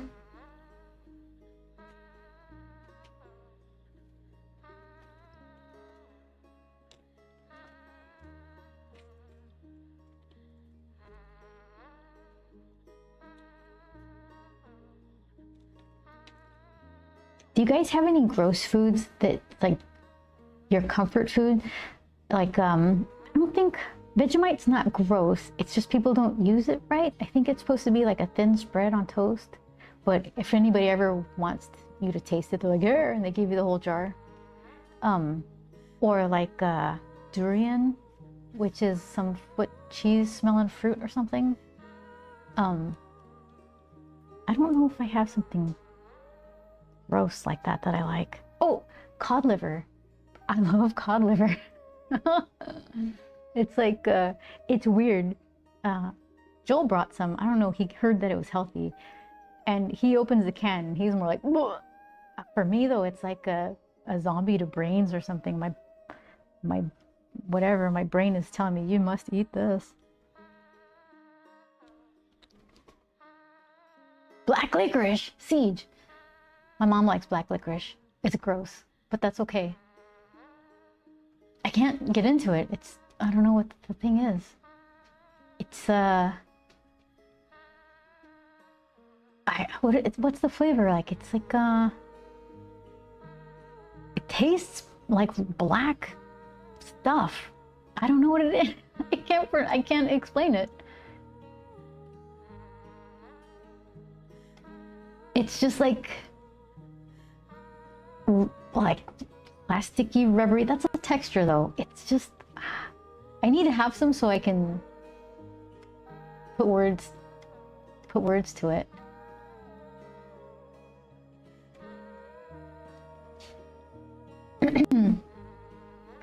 Mexican restaurants, fajitas basically sell themselves. Oh yeah, the sizzle. Waiters walking by with platters of sizzling meat. I've dropped those before. I want that. I don't know what it is, but I want that. It's too salty to be edible. Black licorice. Oh, I love cow liver too? That's just liver, right? Yeah, I mean, obviously. Liver, yeah. You know what? I don't know how I feel about like regular cow liver. I think because Fonzie didn't like it. I think that's why I don't like it. Chicken gizzards and livers. You like those? Or are you just naming things? What are other nasty things I like? Others don't. Okay. Chicken gizzards and livers. So that's stuff that people pull out of the turkey during Thanksgiving. You're like, yeah, give me that bag. I'll take some of that. Don't put it in the stuffing. Siege's just gonna eat it. Raisins, yeah, raisins are, they have a place, I guess. I would never like just snack on them though. Like, give me a little box of those.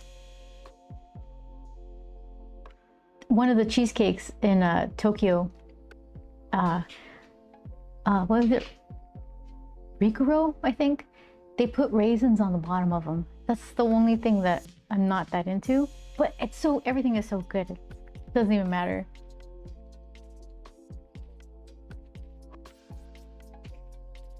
Chocolate covered raisins. I'm not introduced to them all that much to feel that strongly. What else? They put them in toast. Some people get really angry about raisin toast. With enough butter, a little bit of cinnamon, that's fine. I won't buy them, but I do enjoy them. Other things I'd rather spend my money on than raisins. That's fair. Chocolate doesn't add to raisins. I think it does. It makes them more interesting. Like, okay, if there was a bowl of raisins and a bowl of chocolate covered raisins, I'll tell you which one I'd empty first. It's not the plain raisins. Raisin toast is divine. Oh, you really like it.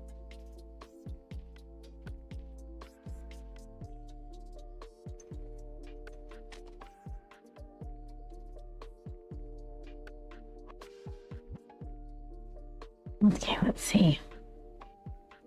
I need more connector guts.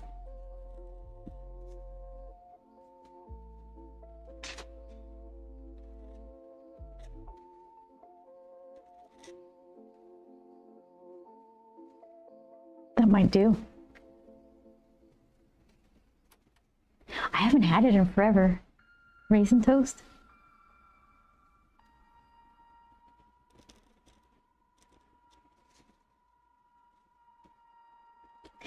Oh, you know what? This isn't necessarily a gross food, but a odd preparation for something delicious. You get fresh strawberries. You get a bowl of like cinnamon and sugar, and then you get a bowl of sour cream, like full-fat sour cream. So you dip the strawberry in the sour cream and then coat that with the cinnamon and sugar. It's really good. It tastes like cheesecakey strawberries. But I tried to make them for a friend, and they're like, this would have been better with like whipped cream or mascarpone, something or other. So I kind of like it. I had absinthe in Germany. I'd rather drink Everclear. Tastes better. Oh, is it really strong? It's at the green alcohol. Whole Foods Market. Greenleaf's Bakery, cinnamon raisin bread. Oh goodness. Let's see. I'm gonna click this link. What do we got here? My internet is like, I'll think about it. I don't know. Yeah, Green Fairy alcohol. It's nasty. That's taking a while to load. I'll put that aside. Our friend had a bottle of weird alcohol. We're like, what is it? Is it tequila? Is it tequila or mezcal or whatever? And like we so wanted it to fit into one of these categories, but it was its own thing. It wasn't made of like agave or whatever. What was it called? It was like, it was almost my last name. Do I have, oh, I had the wrong focus on the time. Okay, sorry, our website is down. Please try again in a few minutes. Chris, we broke Whole Foods. Costco and Safeway also carry the Greenlee bread. So it's that specific brand that you really like? Greenlee raisin toast? It's the best cinnamon raisin bread. Okay. Okay. Chewing on cinnamon sticks? That's not gross, it's intense. It's like you can really handle some flavor there, Siege. Oh, what was that alcohol? Okay. It's like Sodal or something?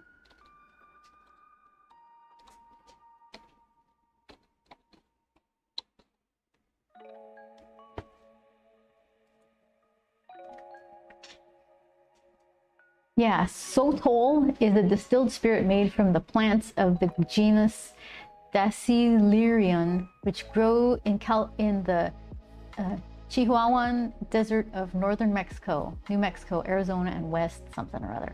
That's about my interest. It's to not click beyond that summary. But our friend had a bottle of that, and we were just like, what does it taste like? I guess it's similar to tequila. But yeah, I've never tasted absinthe. I'm not much of a drinker, so I think it'd be wasted on me.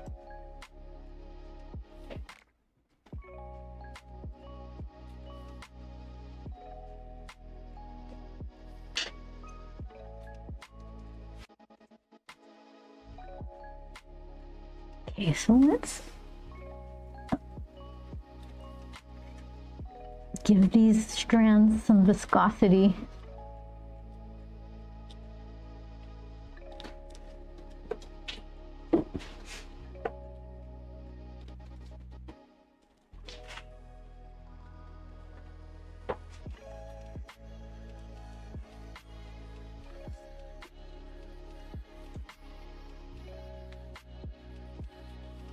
I think since I don't drink much, the drinks that I like, I remember there was this one moonshine that I had at a restaurant in Arizona. It was peach moonshine or something.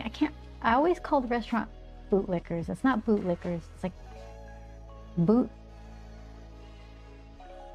I don't know. It's a barbecue place. Sounds like Bootlickers. They have a really good peach moonshine. So that's basically like the extent of my alcohol knowledge.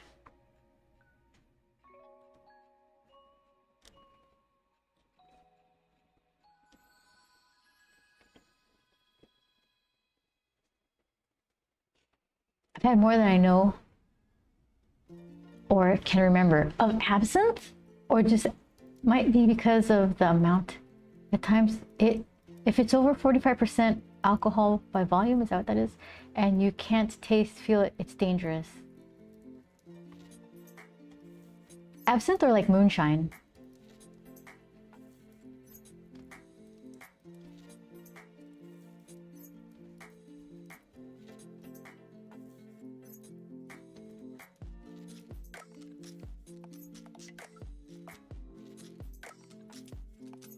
I don't think I've ever felt like booze. I've drank a lot, sissy. I don't think I've ever felt like, oh, I just need to escape and let loose. Like, give me a drink of something.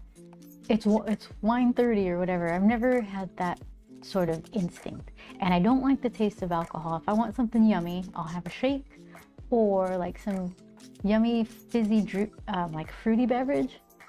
So that means my tolerance level is non-existent. And I'm pretty boring. That's what that means.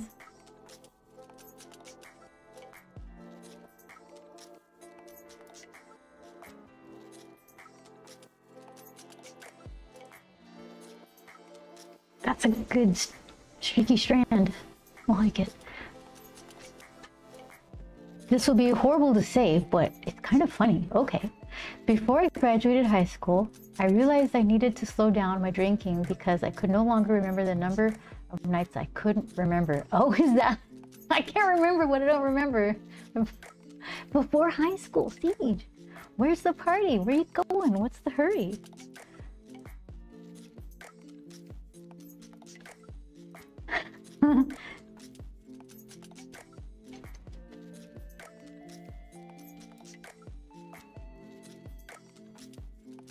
Yeah, my vice is sugar, I guess. There was a Thanksgiving. We went to some friends and I took a couple of pies. It was a pumpkin pie. And do you remember restaurant Claim Jumpers? They had they sold a pumpkin cream cheese pie. Really, really good. Layer of pumpkin pie, layer of cream cheese pie, whatever. It's delicious. So we bought a whole one. That whole one is giant. Oh my gosh. It's like, let's see. I'm like making pie shape with my hand. It's got to be like 18 inches in diameter or something like that. And they ate some of it and then they sent us home with all of it. So at home it was just me and Joel, and we had like a pretty big chunk of Claim Jumpers pumpkin cream cheese pie and the regular pumpkin pie. So I ate all of the pumpkin cream cheese pie. It took a couple of days, and then I got to the pumpkin pie, and when I made the transition over to the pumpkin pie, it tasted like a healthy vegetable kind of quiche or something. I don't know. It was so, I was so conditioned to like the crazy sugar of the one thing. So that couldn't have been good for me. I probably would have been healthier to drink a bunch of booze. That was over 20 years ago and counts. The 40 empty whiskey bottles in my room say the party isn't over. Oh, you're still at it. Whiskey bottles, whiskey Siege. Couldn't stand it.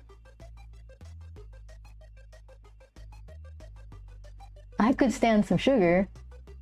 I don't need the booze. It's more for you, Siege. How's that?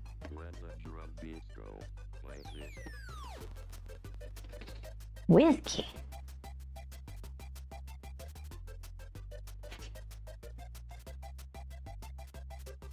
Are you picky about the types? Do you know about like the barrels and things that they add certain flavor, and I don't know. There's something about that kind of booze that I hear but I don't understand, having to do with aging in barrels and things. Whiskey at least has flavor. I graduated from Everclear at least. Oh my goodness. Do you wish you were drawing when you aren't? No, I think because there's always it's always just right around the corner. I'm never that far away from like trying to draw something, even though if it comes, or like trying to create something like this puzzle thing, there's always something going on. So I'm not doing it long enough to want to do it. I'm very much so a whiskey nerd. Oh, okay. What's your favorite whiskey fact?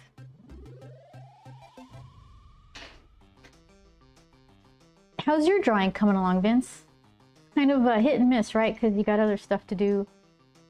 It gets frustrating.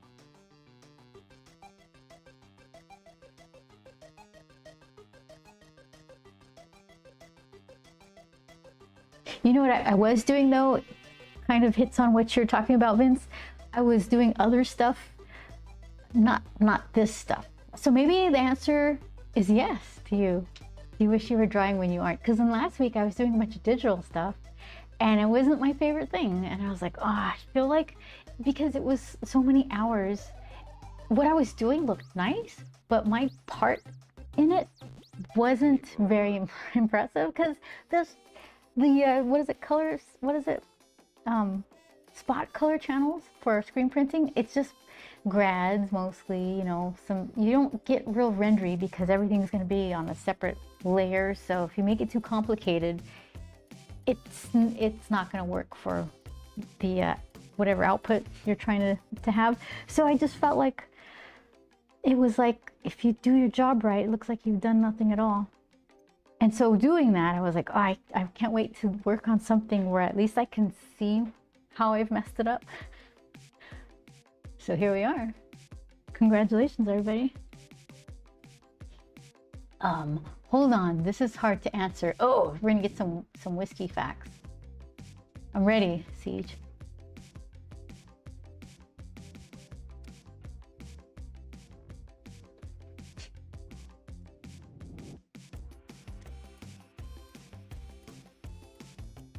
Yeah, with the Whole Foods site didn't load, said it was down. I want to see raisin bread. Ready.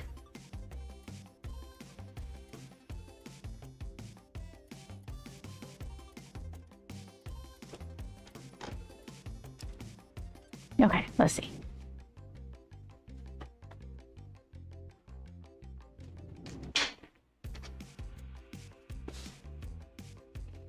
There's like rye whiskey, and then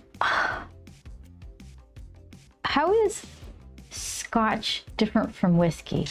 Is it what it's fermented with? See, I'm asking really dumb questions, but I have zero idea. So educate me, please.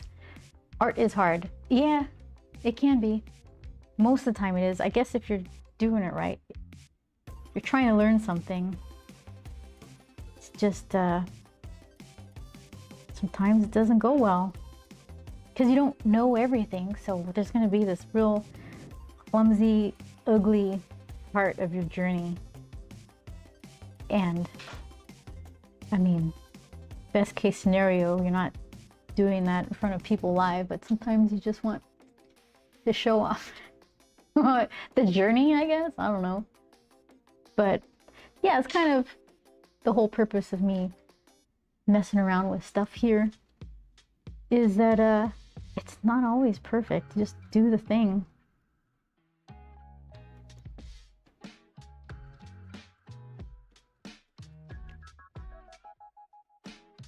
Got it, says Siege. Whiskey fact. Whiskey does not have a globally accepted definition, so traveling from the US, EU, Japan, and India can result in entirely different kinds of alcohol being labeled whiskey. That's why I'm so confused. Also, it's technically whiskey. The Irish added that, it's technically whiskey with a Y. W-H-I-S-K-Y. The Irish added the E to avoid taxes. No, they didn't. Scotch must be made in Scotland. The end. Okay. Thank you, Siege.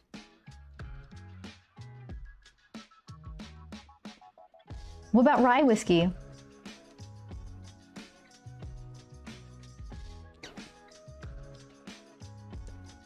I feel like there was some drink cocktails that required rye whiskey, and I'm like, I don't even care. But that's just because it's not my thing. Some people have a real taste for it and they enjoy the subtleties.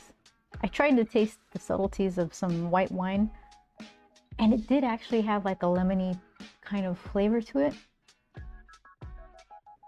So I was kind of excited that I was able to detect that.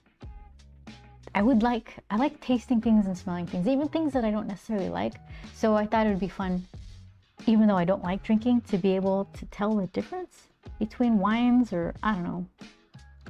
But then it's like, what now? Where am I going to test this out? Where am I practicing this? It just turns into a whole to-do. Then it's like, why even leave the house?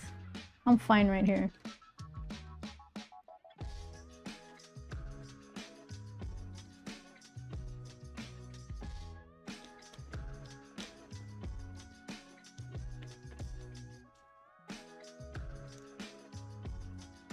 Our friends made good muffins, and I was like, what are these? I couldn't detect. It was giving me like bran or pumpkin kind of feelings, but it wasn't that at all. And I was mystified. I'm like, it's like almost savory. What is this stuff? And I asked her, it was like zucchini bread muffins. They were delicious. So now I'll know, hopefully. I'm getting mystery, savory vibes from a muffin. I'm gonna think zucchini bread muffin. It was delicious.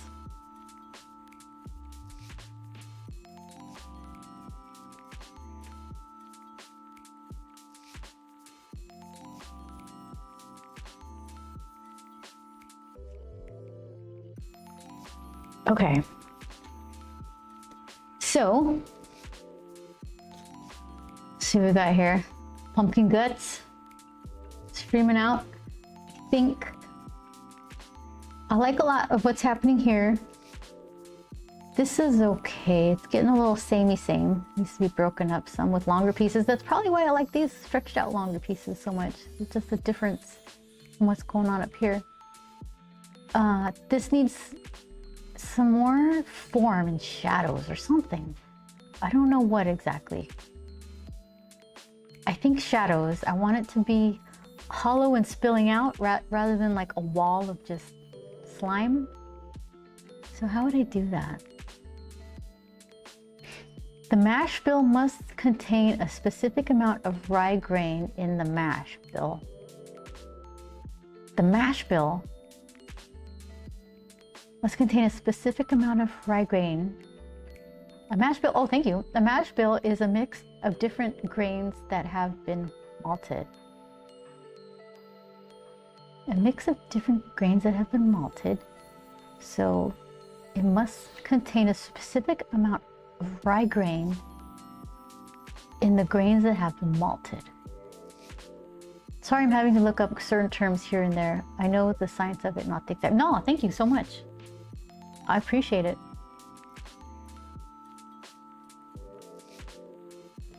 So let's see. Oh yeah, this is gross. Okay, shadows under the... Alright, I can do that. Shadows under some of this pumpkin guts. Shadows under his hand where he's holding the pumpkin. Probably some more shadows just behind and under here, these little swoopy, segmenty parts. Maybe a little behind the pumpkin rind. Is that what it's called? Like the pumpkin skin rind stuff? So that it's separate. So it looks like a thick skin. Okay, do that. Malting basically starts the growth process and stops it. Malting basically starts the growth process and stops it. Doing so gets the grain to release enzymes that break down the starches into fermentable sugars. Wow.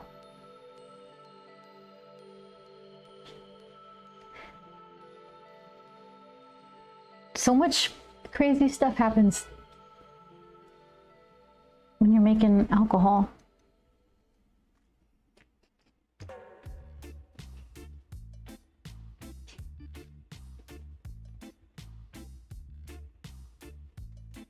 It's weird that there's certain rotting things you're like, not having it, and other rotting things you're like, yeah, I'll drink that one.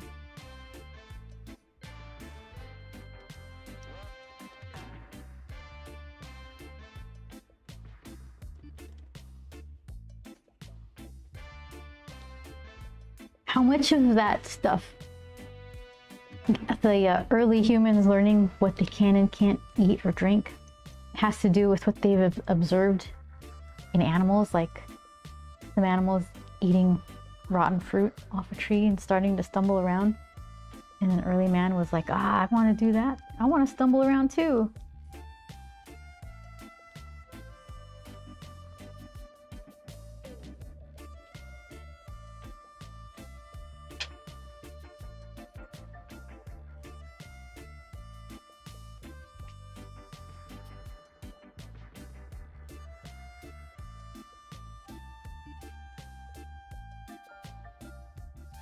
Yeah, I'm a whiskey nerd. I appreciate you, Siege. Thank you. I'm an ice cream nerd. But I can't tell you the science behind ice cream. I can just tell you this one's delicious. So I need to work on my nerd cred.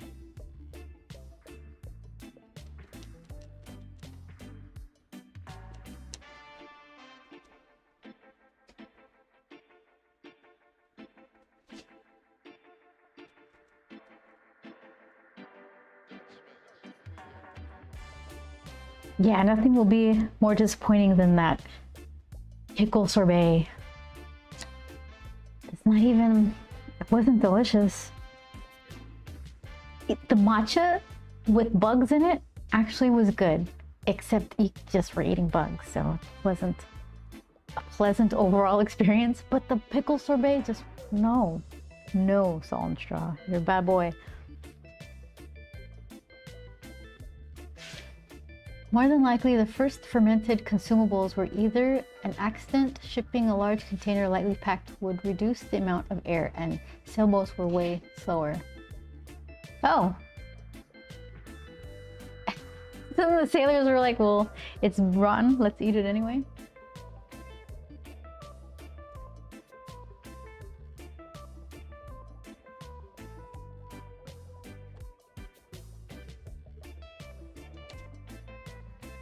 I wouldn't want to be on one of those sailboats. It sounds awful.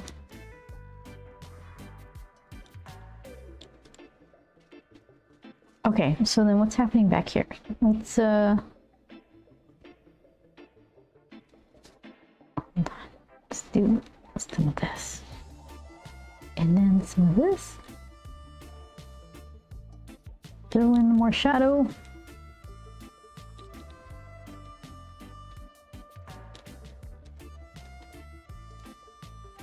What's happening to my goop? You remind me, or you're reminding of the original Iron Chef episode where one guy made fish ice cream by all accounts. It was terrible. Fish ice cream. On Iron Chef? Fish ice cream? How is it served? Fish ice cream. I'd eat it. I definitely have to know about it.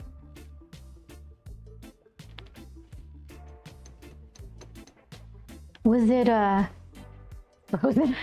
Oh, thanks. So it was served after dinner? Like it was supposed to be like a scoop of delicious dessert? Because I could picture it being what does fish go well with? Like citrus? Yeah, but what kind of entree would it go well with? Like something complimentary as a savory thing. Well, there was one woman that was my favorite. Takes a bite. This is awful. Takes another bite. Why would you do? That would be me. I would keep trying it. I'd finish it. Be like, yeah, that was a thing. Took me on a journey. Fish ice cream. Now I'm intrigued.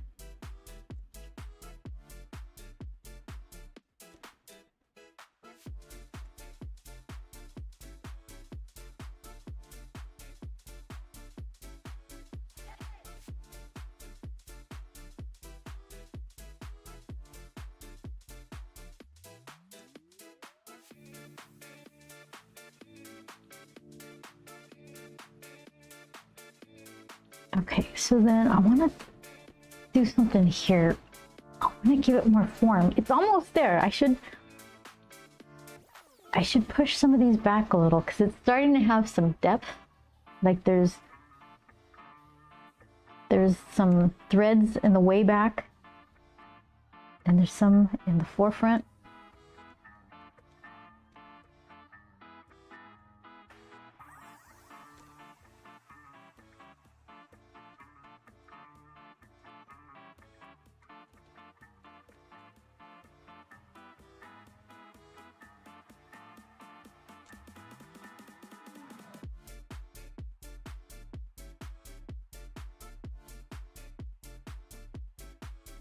Have you ever tasted something you had to spit out?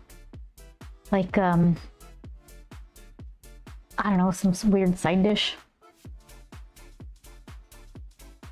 I don't think I've ever been so grossed out. Maybe I'm just not around jerky people who are like, yeah, try this, and it's like disgusting.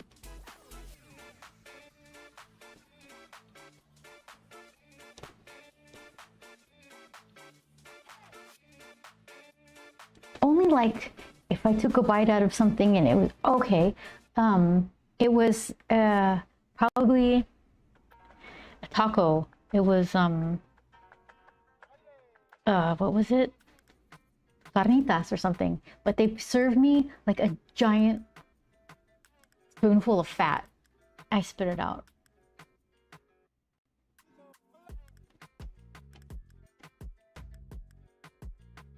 Hi, most likely Marsh. How Beth? How you doing? I'm doing really good. I was making pumpkin slime here and talking about gross food. How have you been? What are you doing? I'm laughing at this flavor profile. The ice cream was described as not overly sweet and very mild, with a subtle but discernible trout flavor. Complemented by its crispy trout skin garnish, which acted like a cracker. Wow. Not overly sweet, very mild, with a subtle but discernible trout flavor. I would taste that. I would order that. And I would finish it. But don't surprise me with that. I need to know what I'm in for. Spit out, no. Use a napkin and take out a few times. Yeah, that was me with the big mouthful of fat. I didn't just like spit it out across the table. It was discreet. Trout ice cream sounds wild, doesn't it, Marsh? I never had anything like that. I had matcha ice cream with mealworms and crickets, chocolate covered mealworms and crickets, and it had pickle sorbet and the melon prosciutto ice cream. What was another one? Oh, the apple cheddar, which was pretty good. I would eat that one again. I was reading their online description of it and I was like, oh, it's a little flowery. It was pretty much just like slightly appley cinnamon roll-ish with some hints of cheesiness. But they're like talking about apple pie, delectable, folded in so gently in the cinnamon goo of the cinnamon roll. And I'm like, I didn't, it was good. Trout ice cream.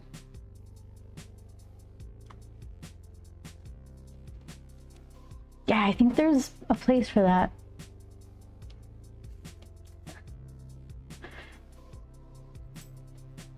Iron Chef, not Iron Chef America. The original Japanese show had wild stuff on it. Really?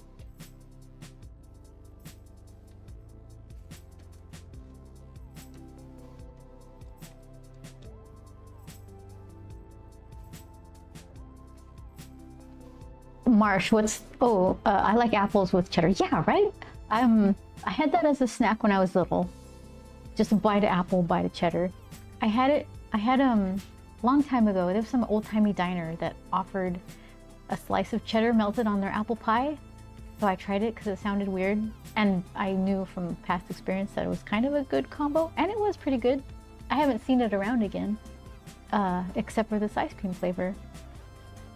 So then, Marsh, is there anything that you've eaten that was either so gross that you had to spit out, or gross that you're like surprised that you liked it, I guess? Like me with I like cod liver a lot, just from the can, put it on a cracker. I just think it's I don't know how to explain it. It makes me feel nice. It's good.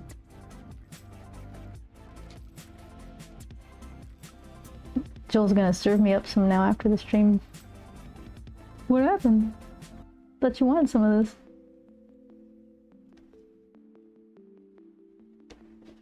Okay, so let's see. I'm trying to create some depth here.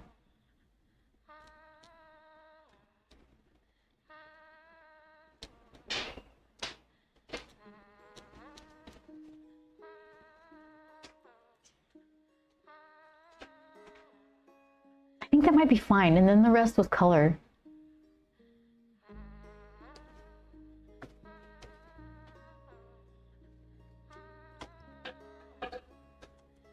You actually like tripe?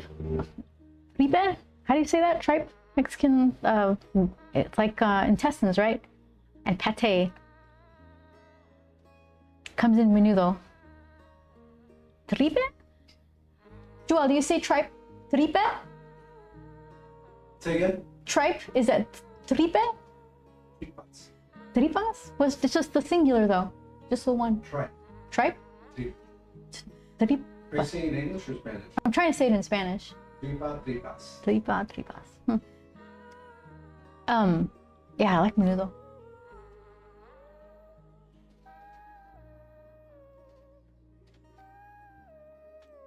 Okay, so I'm missing some lines right here. We were having some when I was little, and it was served to like a mixed group of people, and a lot of the people didn't appreciate it. They were insisting that it was like there was hair on the meat or something, but it was like the inside of the stomach lining stuff where it had some like, I don't know, filament or texture to it. It's like, you know what? Get out of here. Yeah, that's right. They sometimes make tacos of tripe. I can't say it. I try. I haven't reached that chapter in Duolingo, I guess.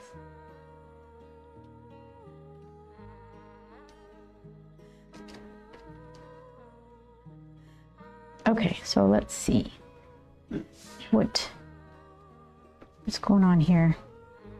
Pumpkin, where's your little roundness? Is that where it is?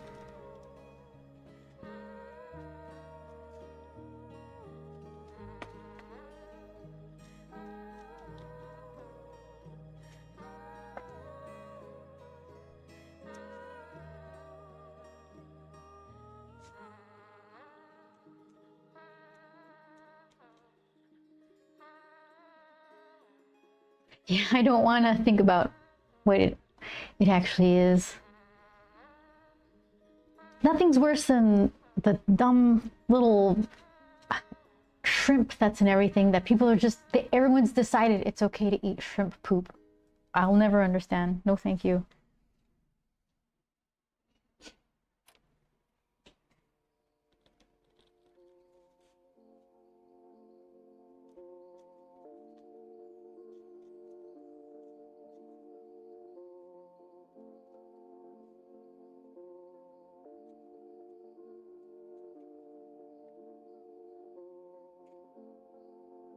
Oh, you know what I wouldn't eat? I would flat out, probably one of the only things I would flat out refuse to eat are those little eggs that have the chicks inside. And you're supposed to eat baby dead egg chicks. I wouldn't do that. I'm crashing. Lurk time. Mini and chat. Siege, thank you so much.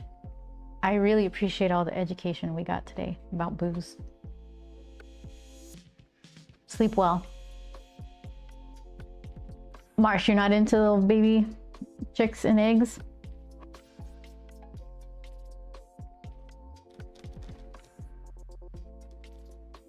Or the shrimp poop. Everyone likes the shrimp poop. I'm the only person who seems to have a problem with it.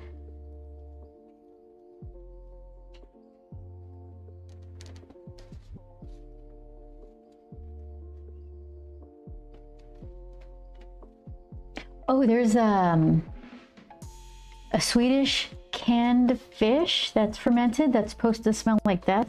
Probably would pass on that, but I don't have anything to base that off of.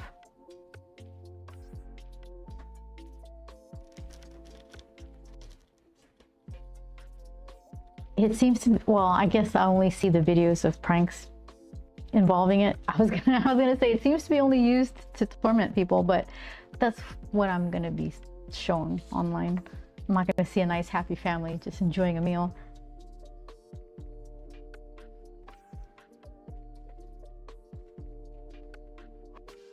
Pumpkin's getting pumpkinier.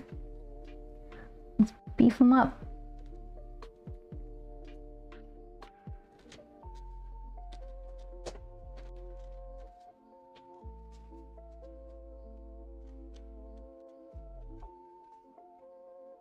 I'm not into eating anything with eyes still in it. That's a big list though. I can understand why you wouldn't. But there's some fish I would eat. I did have a baby raw octopus once.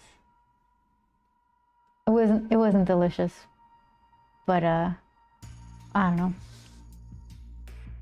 It wasn't alive. It was just raw. Tasted like cold octopus pudding.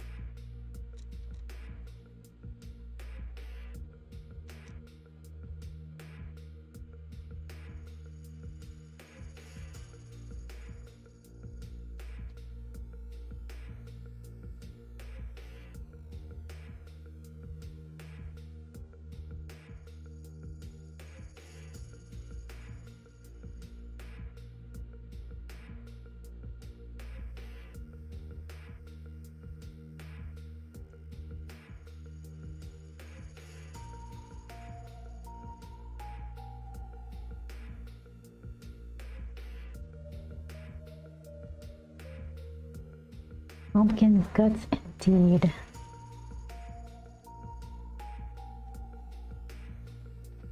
So I'm already thinking of the November ice cream flavors. That seems to be easy. They're gonna have like some sort of stuffing flavor.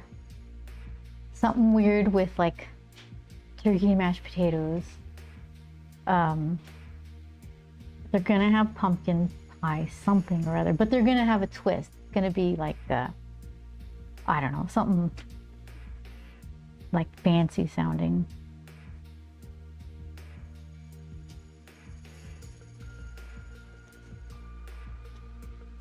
Do they do s'mores for November or December? That's gonna be December, right? It's gonna be peppermint and s'mores. Ah, now I just want ice cream.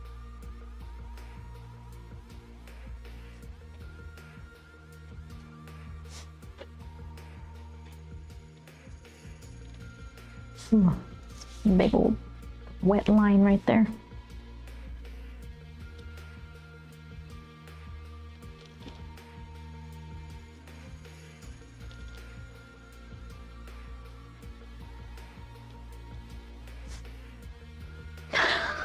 Pumpkin. That's real pumpkin.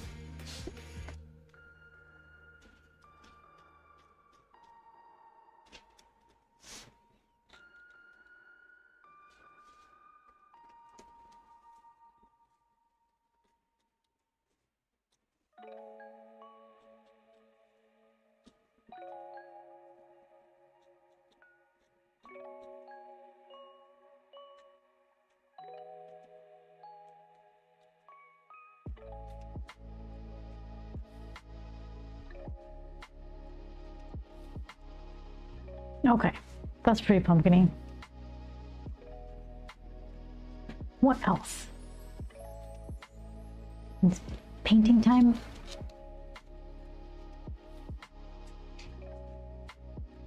Let's see.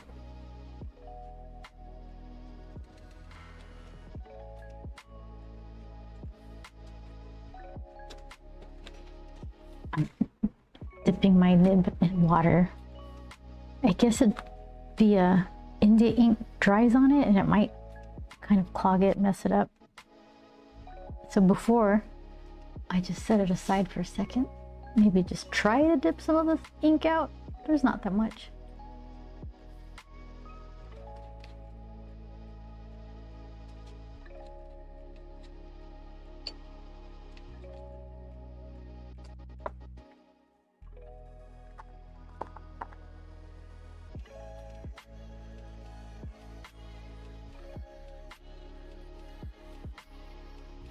That's pumpkin. Blech. Guts. There he is. Working hard. So, let's see. It's pretty thick right there. I think I pulled up some paper. but that's not too bad. Let's see what we got.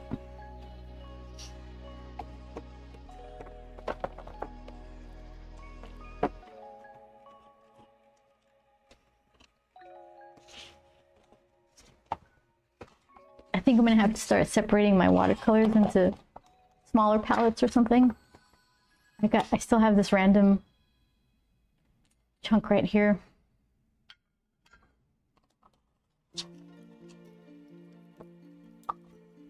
I could put it in this one, but this was supposed to be like the special effects types of little pans. The granulating stuff, the pearlescent stuff that I'm not wanting to use because they don't reproduce well. And I think this is just Potter's Pink or something, because I didn't have room in this one. So I guess maybe he'll sit there until I figure out what I'm gonna do. I filled this one up and I filled this one up. I didn't use a different technique. Why did that one come out so much better than that one? Was it how old the tube was of paint? This was older and drier or something? They're brand new, but doesn't mean they weren't sitting around for a while. I guess if I keep using it, it'll settle down.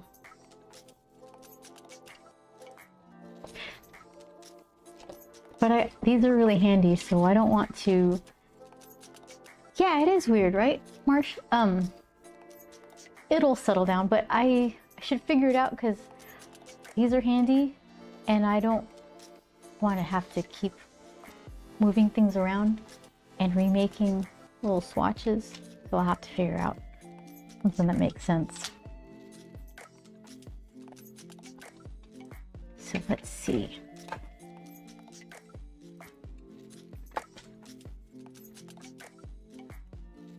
Got nice grump green.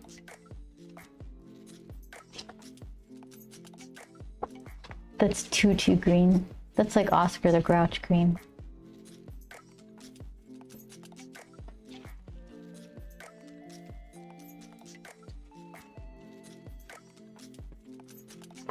I think I always put too much water when I'm trying to mix a color. I should just go bold, see what happens. I've got like black paper dust from my puzzle stuff.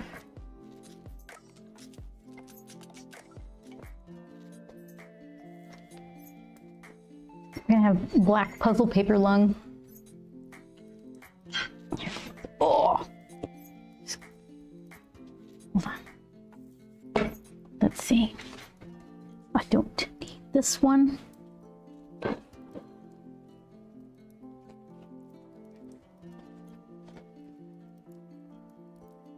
Got nibs hanging out, ready to stab me.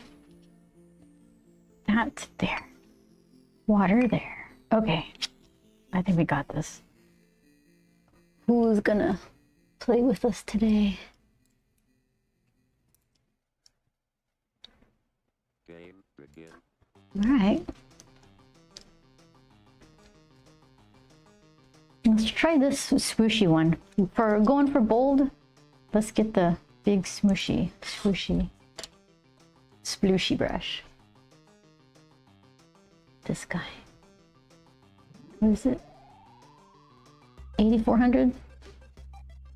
Raphael? I don't know.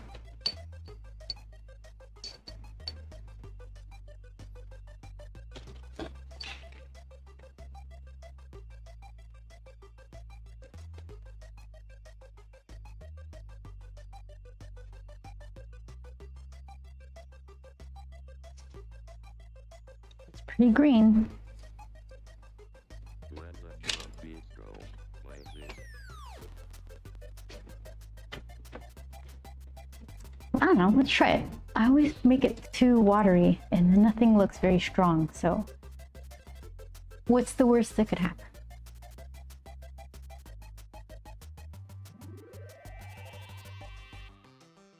So let's see.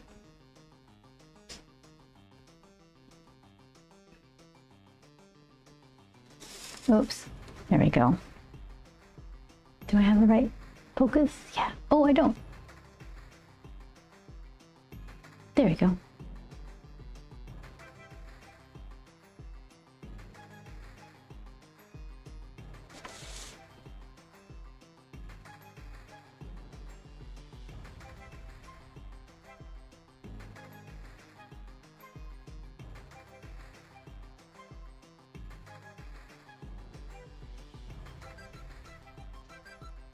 This is Arch's cold press.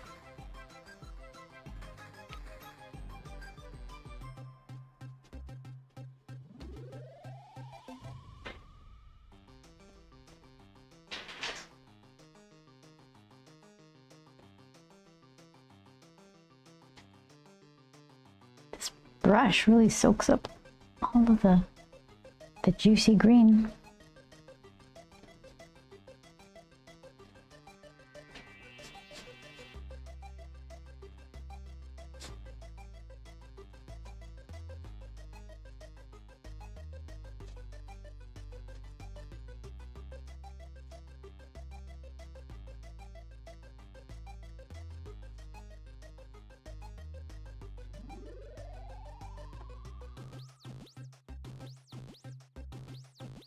Game over. I have a super neon-y bright orange that I could use for pumpkin guts. I think would be fun rather than like more subdued fall colors. I haven't decided yet though.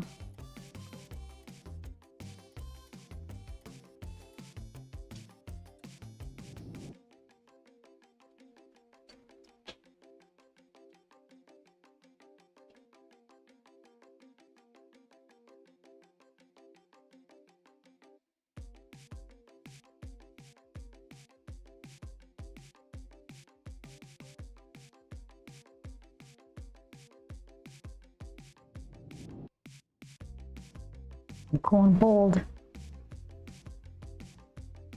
No fiddling with the blow dryer, the color mixing, and just throw it on there and see what happens.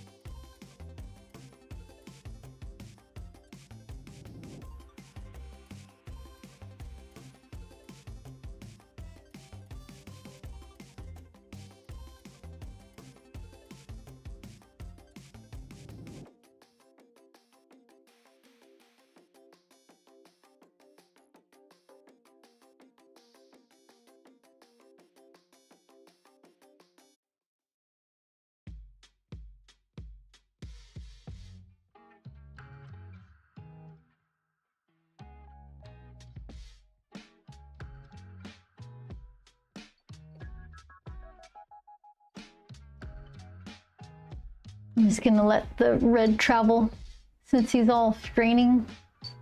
I think I like the craziness of it.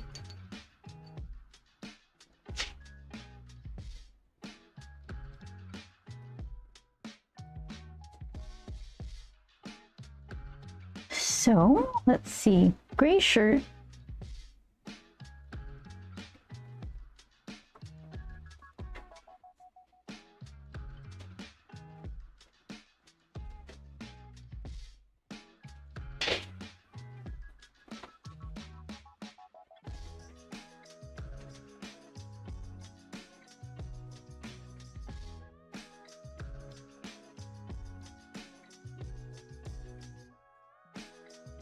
Do I see any shirt? I think that's all gonna be pumpkin guts. Let's just go up here.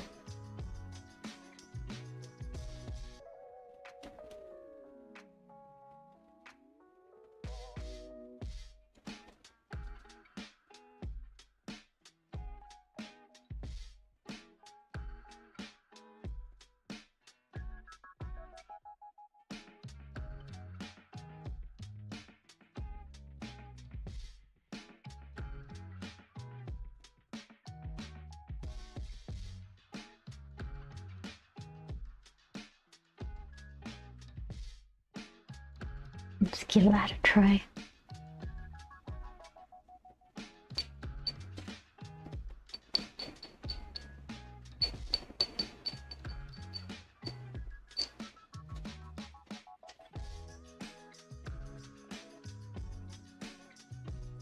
Okay, so what else? Everything else is touching, so how much?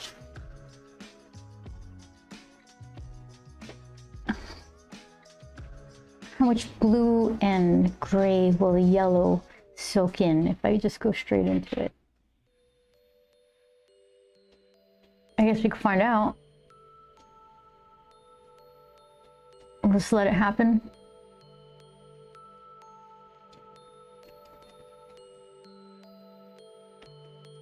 I stuck my finger in it.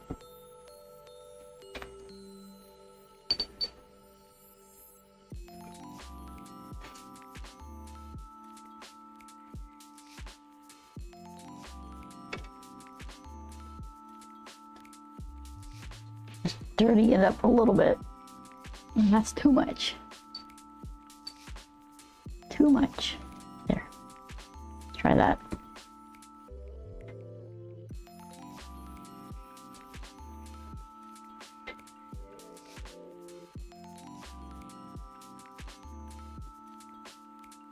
And okay, some of this is mouth, some of it is slime.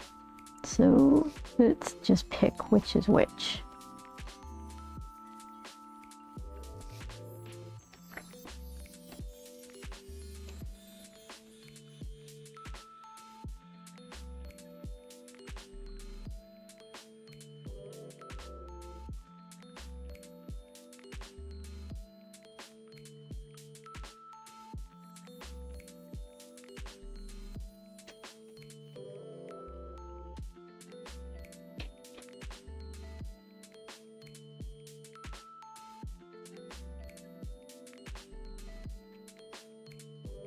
Oh, that's not too bad.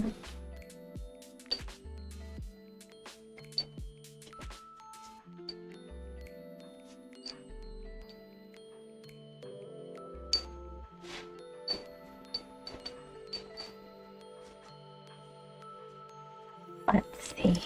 I think for pumpkin slime, something stiff and pointy. This guy.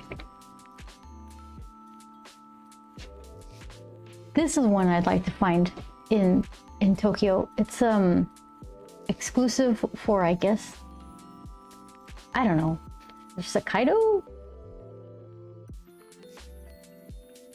So this was the smallest they had. I'd like to get a couple of smaller ones if they have it.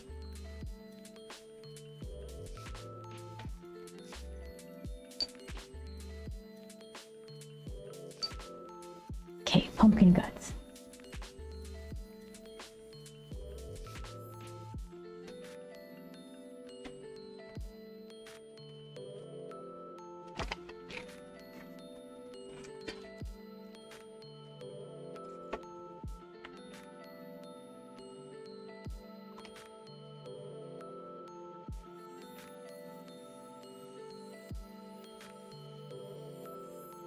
That's pretty orange. That might be a little too orange. Let's see.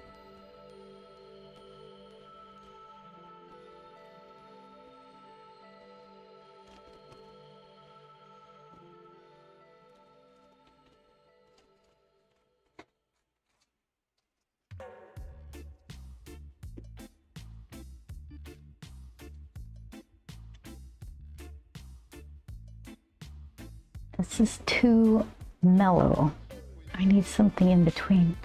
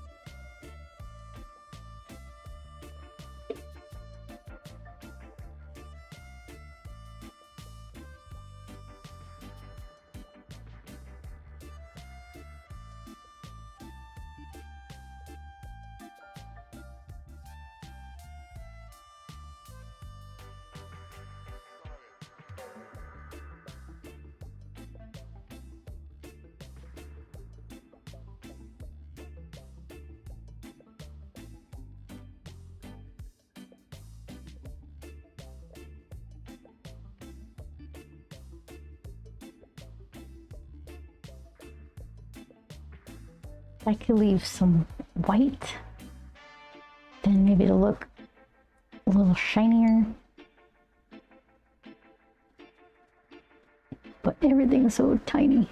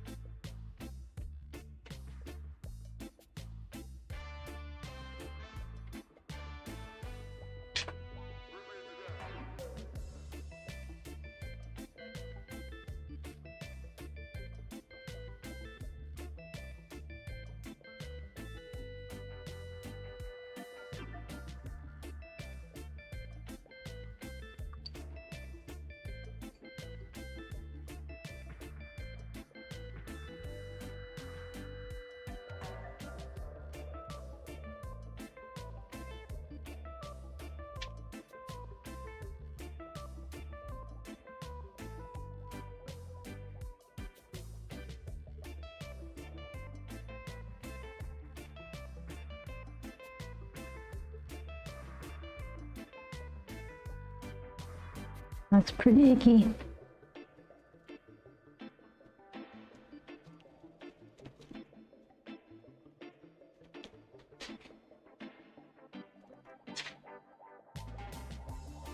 Okay. So I can see I should put darker lines in some of the pumpkin slime so they pop. I can make Grump's shirt a little darker. Maybe that's what I should do first. Make Grump's shirt darker so that the pumpkin slime pops forward a bit. So that would be medium dark, and then I could do a darker background. Or I could just go super red or something like that in the background, like a bright color. I'll think about it. So for now, oh, everything's got, this is why this brush is stained. I always get drips on it. I guess that's good. Stained brush means I'm using it.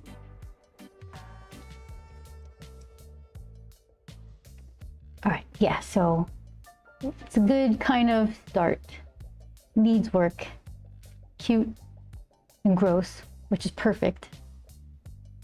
So, yeah, I'll leave it at that for now. Let's see. Here, follow on the Discord. If that's where I usually post. I'm gonna get paint everywhere. Oh, I just threw it all. That's where I usually post, like, about if I'm gonna stream or not. Wednesdays is always the iffy day. Let's see. I probably will. Just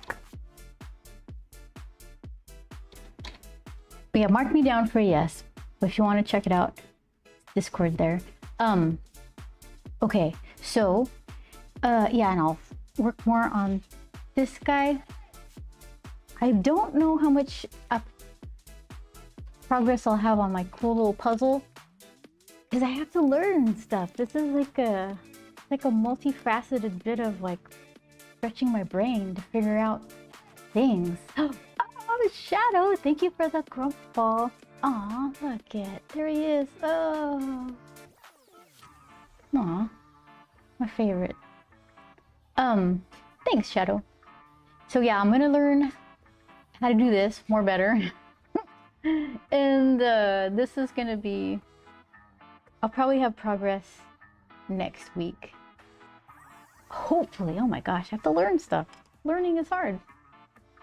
Right, Vince? You and me, we gotta learn stuff. Okay, so then, let's see, I'm gonna do this one. So thanks for watching.